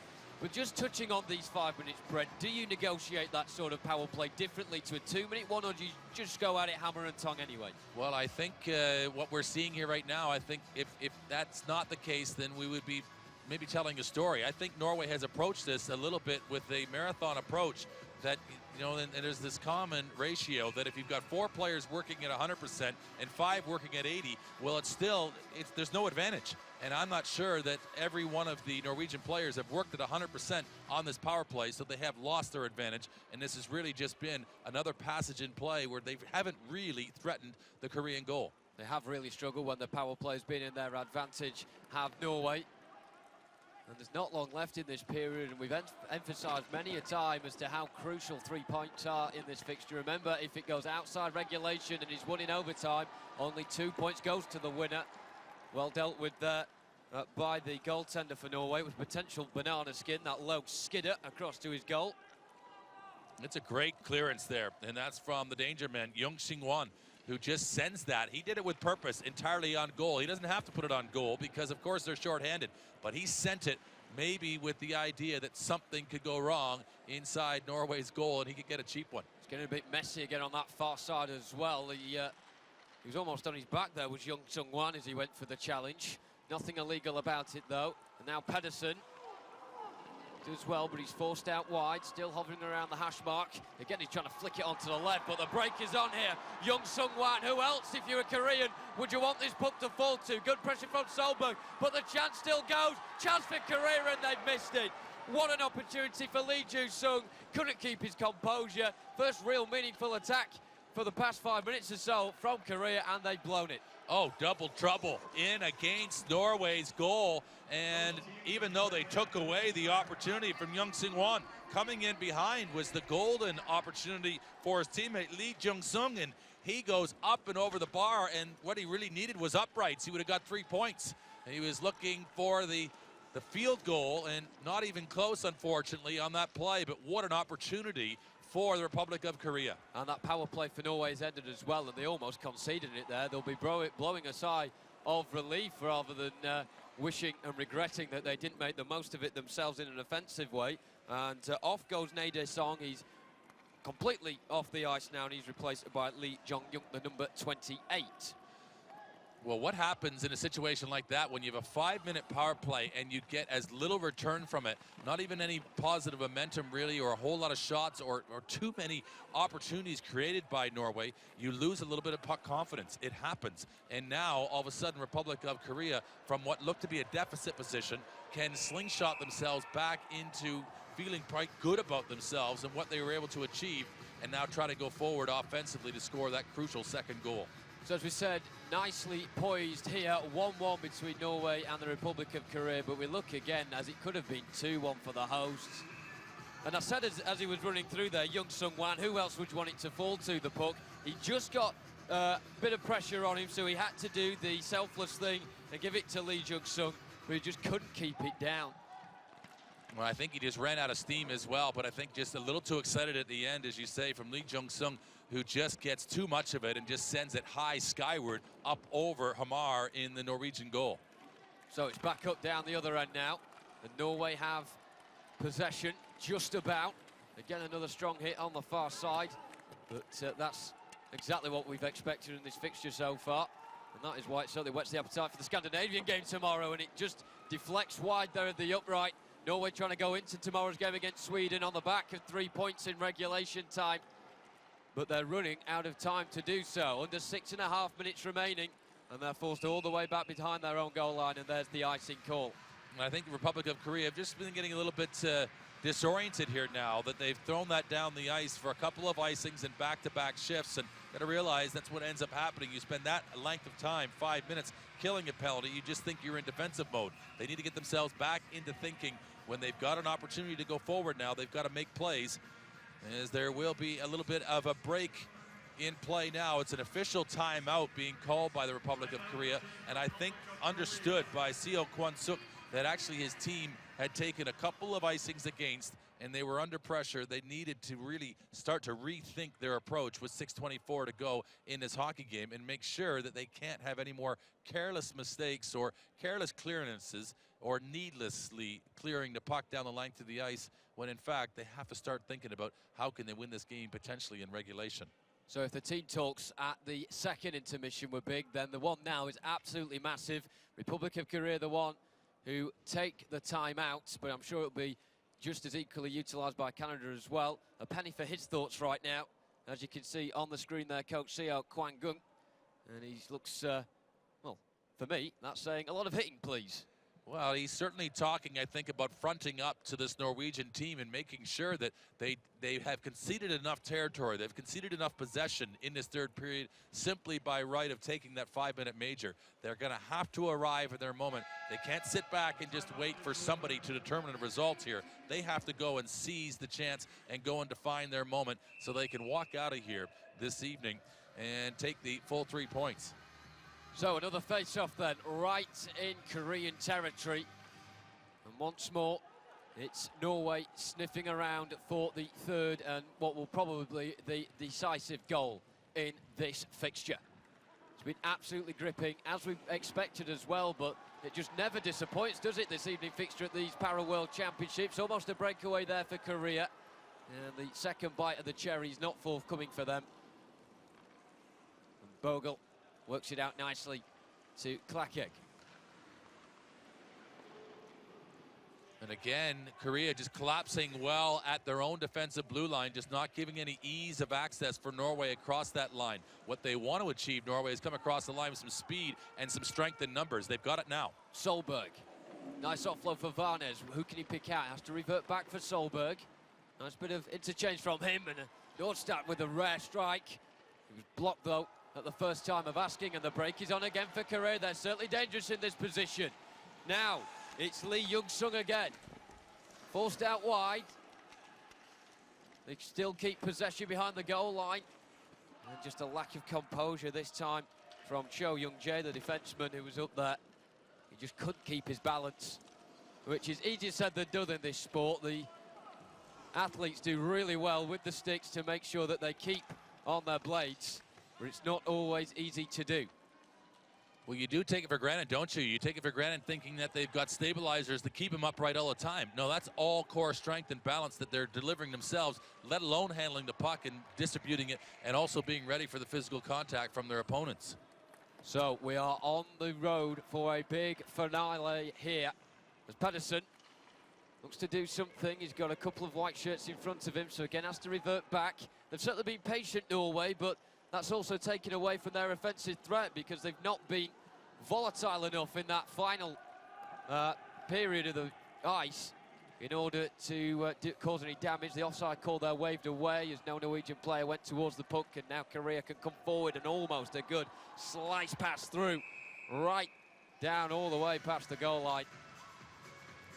And it's enjoyable listening to the Korean fans as they ooh and ah with great interest. And even if they don't entirely understand, and I'm sure they do, I think it's pretty easy to understand para ice hockey, and hopefully we're giving you as good as an understanding of it as we can to share it with you wherever you're watching. But here live in the venue, they are taking great delight in the possibility of another heroic performance from the host nation in finding a way to pull out a maximum of 3 points from a hockey game. Yeah, when Pyeongchang hosts these Winter Paralympics next year, it will certainly be fantastic to see the crowd participation, because if this is anything to go by, the noise that's been created in this arena has certainly whet the appetite for next year's games.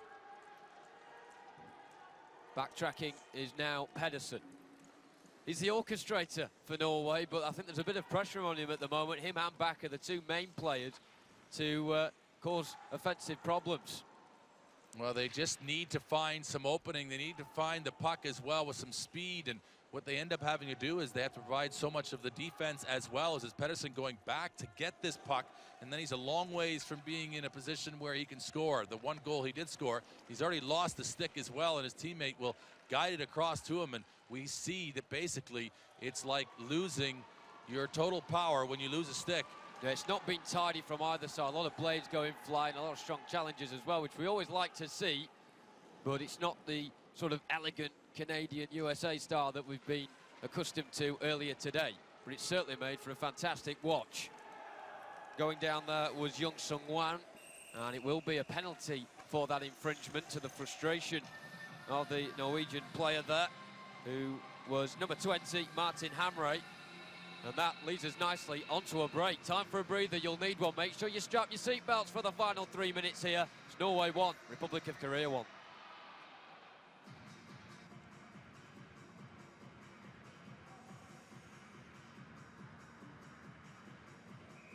We'd like to thank all the volunteers who helped out at Gangneung 2017 World Para Ice Hockey Championships. Let's hear it for all our volunteers!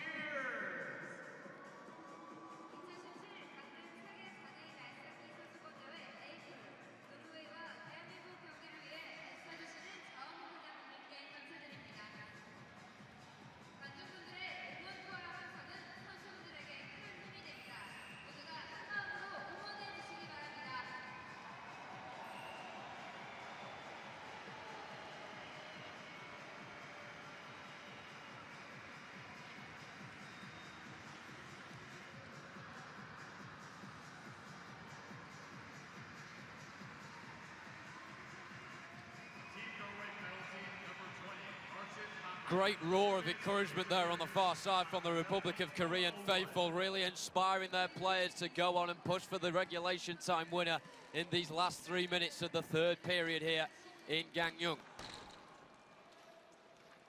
Right, it's going to be interesting, and the power play hasn't necessarily been an advantage for either one of these teams. It's just about finding your moment, and we've seen the two game breakers, Pedersen for Norway, and the man we talk about, Young Sung-won, just the great individual plays, and we expect to be much the same here. Somebody has to take their moment and be the difference in a hockey game like this. You aren't going to be able to stand around on the outside and really see fault from the opposition to be to your benefit. You got to go make it happen, and it's the interesting thing here right now with this power play. They end up forcing and icing against themselves, and they're all the way back in their own zone now.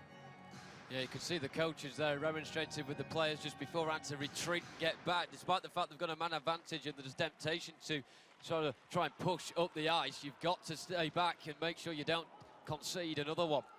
So it's Martin Hamre, the number 20 for Norway, by the way, who is in the penalty box at the moment for another 80 seconds or so. Good clearance away from Bakker. And none of the Korean players going back to get that puck first. Claquet goes in, he'll just try to jam things up, but this you're seeing a good, thoughtful approach from Norway on this penalty kill, as both teams have used the penalty kills to their advantage to really start to strengthen themselves. But here comes Korea. Great chance on the counter here for Korea. It's a good offload back as well. This could be a key moment. Oh! And it's scored right at the dead, just like on day one. Korea on day three, manage it again. An absolutely fantastic finish from Yang Dong-shin. textbook into the corner. We have got just under 2 minutes remaining, and this place has gone absolutely berserk. Fantastic finish. Norway 1, Korea 2. The most startling thing about this play is we've not seen anything from the Republic of Korea that looked like that was on the cards, the way that play was taken. The one-time effort, the stop up the hole, the slot of the puck from that distance, and now coming all the way back and celebrating with their goalkeeper. Oh my, was that a finish that nobody could have predicted there. Exceptionally taken by Gangneung, and it was just a golden moment for Korean para ice hockey, as they've just maybe put the hammer blow into Norway, and they do it on the power play, but I'm not sure entirely where that came from, really from nothing. Yes, they had the player advantage, but there was nothing so far in this game that suggested they had that up their sleeve. So timeout called by Norway, but a fantastically flush finish that fits what has been a frenetic game, a fantastic game to watch, and pulsating to say the least. But what is that Norwegian coach saying right now to his players, because they have not got much time after this timeout in order to restore things and get it to overtime. We are inside of 2 minutes, and it's unbelievable really to have seen that level of execution there from Republic of Korea. Of course, it's what they wanted to do, but wanting to do it and then executing it are two different things. It's the old adage of planning your play, but quite another to play your plan. And boy, did they ever play it there, as now Hegda, the coach for Norway, they may in fact have to pull Hamar here when they get possession in the offensive zone in favor of another skater on the ice to try to apply pressure and see if they can't equalize this game. We're officially 1:51 remaining in regulation. Massive frustration though for the Norwegians, as 2 days in a row now they've asked themselves to do so much after the intensity of last night and how much it must have taken out of them. They've now asked themselves in the last 1:40 to try and get another equaliser and keep themselves in it, and perhaps keep themselves in contention for a podium finish here.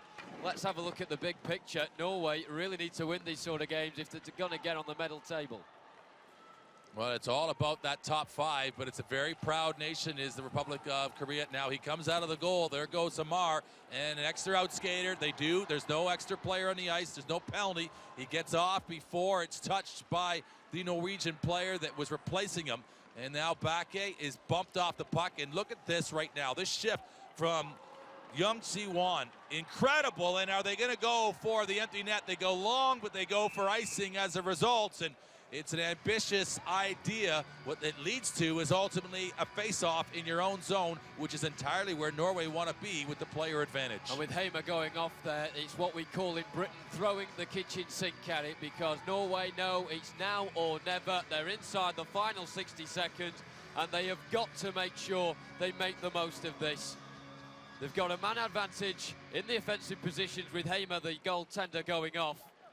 But what can they do with the puck? They've not done too much with a man advantage so far. That's the frustrating thing. Remember, at the start of this period, they had 5 minutes of power play. They've already been punished for that, and now they almost conceded another one. Well, that's a mental mistake right there from Korea to play at the length of the ice, and they know it. But knowing it and making sure you don't commit to it, particularly in these situations, you can't play with fire. Norway are a clever hockey program that can find a way to make you pay even when you think their back's against the wall right now. You cannot give them more opportunities than they have earned in this hockey game. And unfortunately, with that icing, Korea have done just that again. Just a stoppage there as the blade is being changed by number 16 for Norway, Nordstad, and that is why the look of concern was from Espen Hegda. He was more or less saying, what you're doing coming over to the bench for, but of course the change of blade was required, and we can restart with the final 40 seconds. Pulsating stuff, so tense here. And the question is, can Norway produce something? We've seen some cracking moments so far in these Para World Championships. Can Norway muster something extra special here? Pedersen, he did it in the second period. Been a bit quieter offensively in the third. Now Bergel. And just holding on to the puck. They want to get it advanced. into the final 10 seconds. This is exactly where Korea wants it. Maybe not in their own defensive zone, but tight to the board as possible. The countdown is on. The chance hits the side net, and that will be that. The Republic of Korea get maximum points for the second time in a week. The Norwegian players are disgraced. One of them there just lobbing the helmet onto the ice. Another blade goes flying towards their own defensive zone. But contrasting scenes to our right-hand side, jubilation in the stands, jubilation on the ice and on the bench as well, as Republic of Korea gets 6 points from 2 games. They're on the same points as the USA. Brent, what an amazing performance from them. They really dug in and got what they needed. It's an incredible performance to find a way to score a goal again when they needed it. They've done that now in back-to-back games. Score lines of 2-1 in both of their victories, and they've been leveled. They've scored first, they've been pegged back, and they had to find a way to score a goal in regulation. And both games they've done it. Now that is a real skill, and some might say you're lucky, but equally you have to be able to manufacture it and create chances. They don't get many shots in the games, this team from the Republic of Korea, but the ones that they do get, they have obviously made them count as they've maximized the opportunities that they've had in this tournament so far. And my goodness, it really is interesting to watch them play as they play what some might say a little bit of a risky brand of para ice hockey, but it's certainly paying off for them so far in this tournament. So many dejected looks from the Norwegians. Pedersen there at the top of your screen, just slowly getting towards the blue line because he knows that his side had it within their hands. They had a 5-minute power play, the maximum power play you can be given by an official in that third period. They didn't capitalize it. They almost went behind from that effort from Lee Jung-sung that went over. But in the end, it's 2-1 to Republic of Korea, and I think this will just be a consolation now as far as Norway are concerned as to who gets man of the match. Well, you just wonder. I was going to suggest that maybe that 5-minute power play was potentially a turning point in a hockey game, but I think that's giving it too much credit. It really is about taking your moment, and Yang Dong-shin, the way he's able to finish that goal, you just can't emphasize enough. It's about scoring goals and getting one extra one when you need it, and this team, Korea, found a way when you didn't really think that they maybe had it in their playbook because they weren't generating a lot of offense and they weren't getting a lot of shots. And that's the most impressive part about how efficient they are when they do get chances in the offensive zone, and they've done it in back-to-back games now. They definitely have, and they are definitely buoyed by that as well. Too late 2-1 results for them in as many games. The first against Germany, and the second to fall to the Korean sword is Norway. Well, interestingly, maybe your thoughts on players of the game for both of these teams. For Norway, I think you could, and it's going to be Pedersen who gets it for Norway, and he was certainly frustrated. He was actually one of the players who released his stick in frustration there, and he had lost his stick a few times today. There's nothing happy about Pedersen coming across. Yes, he scored that prolific goal, and they are respectful as he comes to be presented with his medal for player of the game. And he is an excellent hockey player, but sometimes you wonder whether or not he has as much support around him as he would like to have had, as they were looking really at times, particularly with that 5-minute power play, like they weren't sure how they wanted to engage this Korean defense. Well, he looked like there as he went to collect his award, like he just wanted the ice to swallow him up.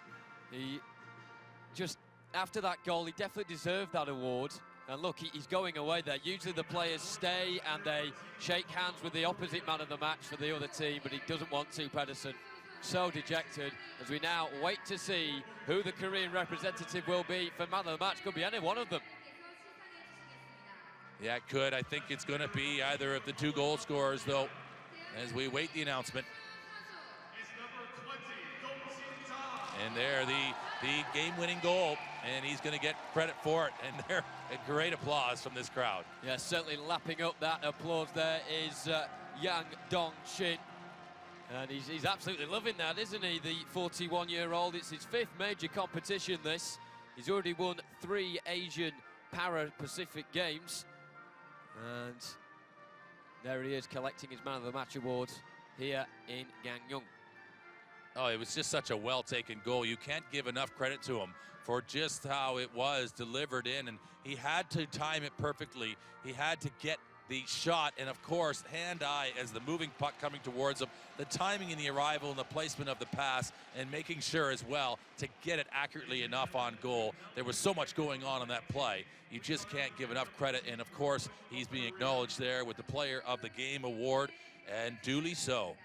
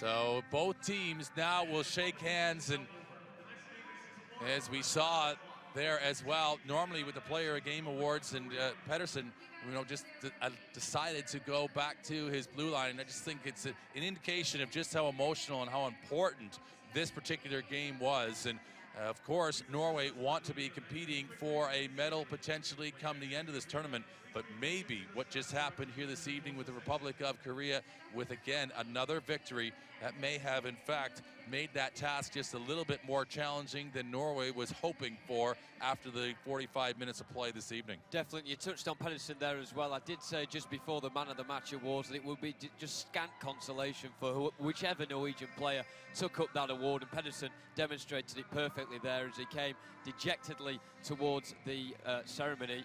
But the reason he's so dejected is because of this winning goal from South Korea and their man of the match. As we come and see it now, it's that number 20 with a clinical finish and the joyous celebration, just as joyous as when he won the Man of the Match award. Well, it was just so well timed, and he just gets the shot off in the nick of time. Of course, the fence was coming up towards him, but it was just so well slotted in there, and you just see the reaction from everybody as they respond. The celebration was well due and well earned, and it just, I was really just stunned equally watching it, because we hadn't seen anything that really suggested that, other than from Young Sing-won, who was going to come forward, but just that passing play. That was a power play goal, remember. They took advantage of the very few opportunities that they had, and boy, did they make Norway pay. And more than that, boy, did they lift their own prospects in this tournament, and that's entirely what they're trying to achieve. And of course, what they want to be able to obtain is a top 5 position in their own right, and they have certainly helped themselves with that performance. Yeah, we were saying before the game that it was all about Korea making sure they showed they were here on merit and not just because they were hosting these championships, and they've shown it in the last 2 games.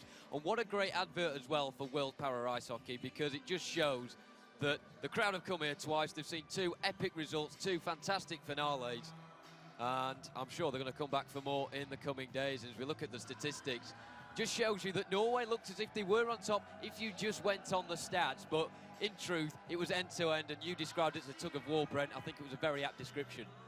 And here's a good look at the stats in this game. So 13 shots on goal for Norway, just the 7 for Republic of Korea, and they get 2 goals on the return. The face-off's a big part of it. The penalty minutes, though, look how many were taken by Republic of Korea, and of course a big portion of those was the 5-minute major, and then as well the 10-minute misconduct that comes along with it. As we remember that incident that happened earlier on in the second period, it was Oseth who was injured on the play, and we understand that he has actually been taken to the hospital here locally for treatment, and that's all we know of at the moment. So we wish him well in his recovery, and hopefully that he is well and able to return to the Norwegian lineup in this tournament. And of course, well, it was just one of those unfortunate incidences that happened in this evening's game, and we of course hope he is going to be in good stead to carry on for Norway. So we have, of course, the tournament standings to look at now officially as we look over the entirety of today's competition. All of the games now played. Canada sits top of the tree with the 3 games that they have played and the success that they have enjoyed so far. A full complement of 9 points. And then USA and the Republic of Korea now, as a result of 2 victories from 2 games, they sit in those top 3 positions. And that one victory that Italy gets over Sweden has them in a top 4 position. And unfortunately for Norway, they sit in 5 now after 3 games. And that's exactly why they're so frustrated. They're not probably, unless they have a real change of fortune, they're going to be on the outside maybe looking in. And that just stresses as well how disappointed their win was against Germany, but it was in overtime. They're only 1 point ahead of Germany now, and Germany can easily overturn that deficit. Had they got the 3 points to get the Germans, Germany would have none, and Norway would still be on 3 despite tonight's defeat. It just shows how significant not getting a win in regulation is.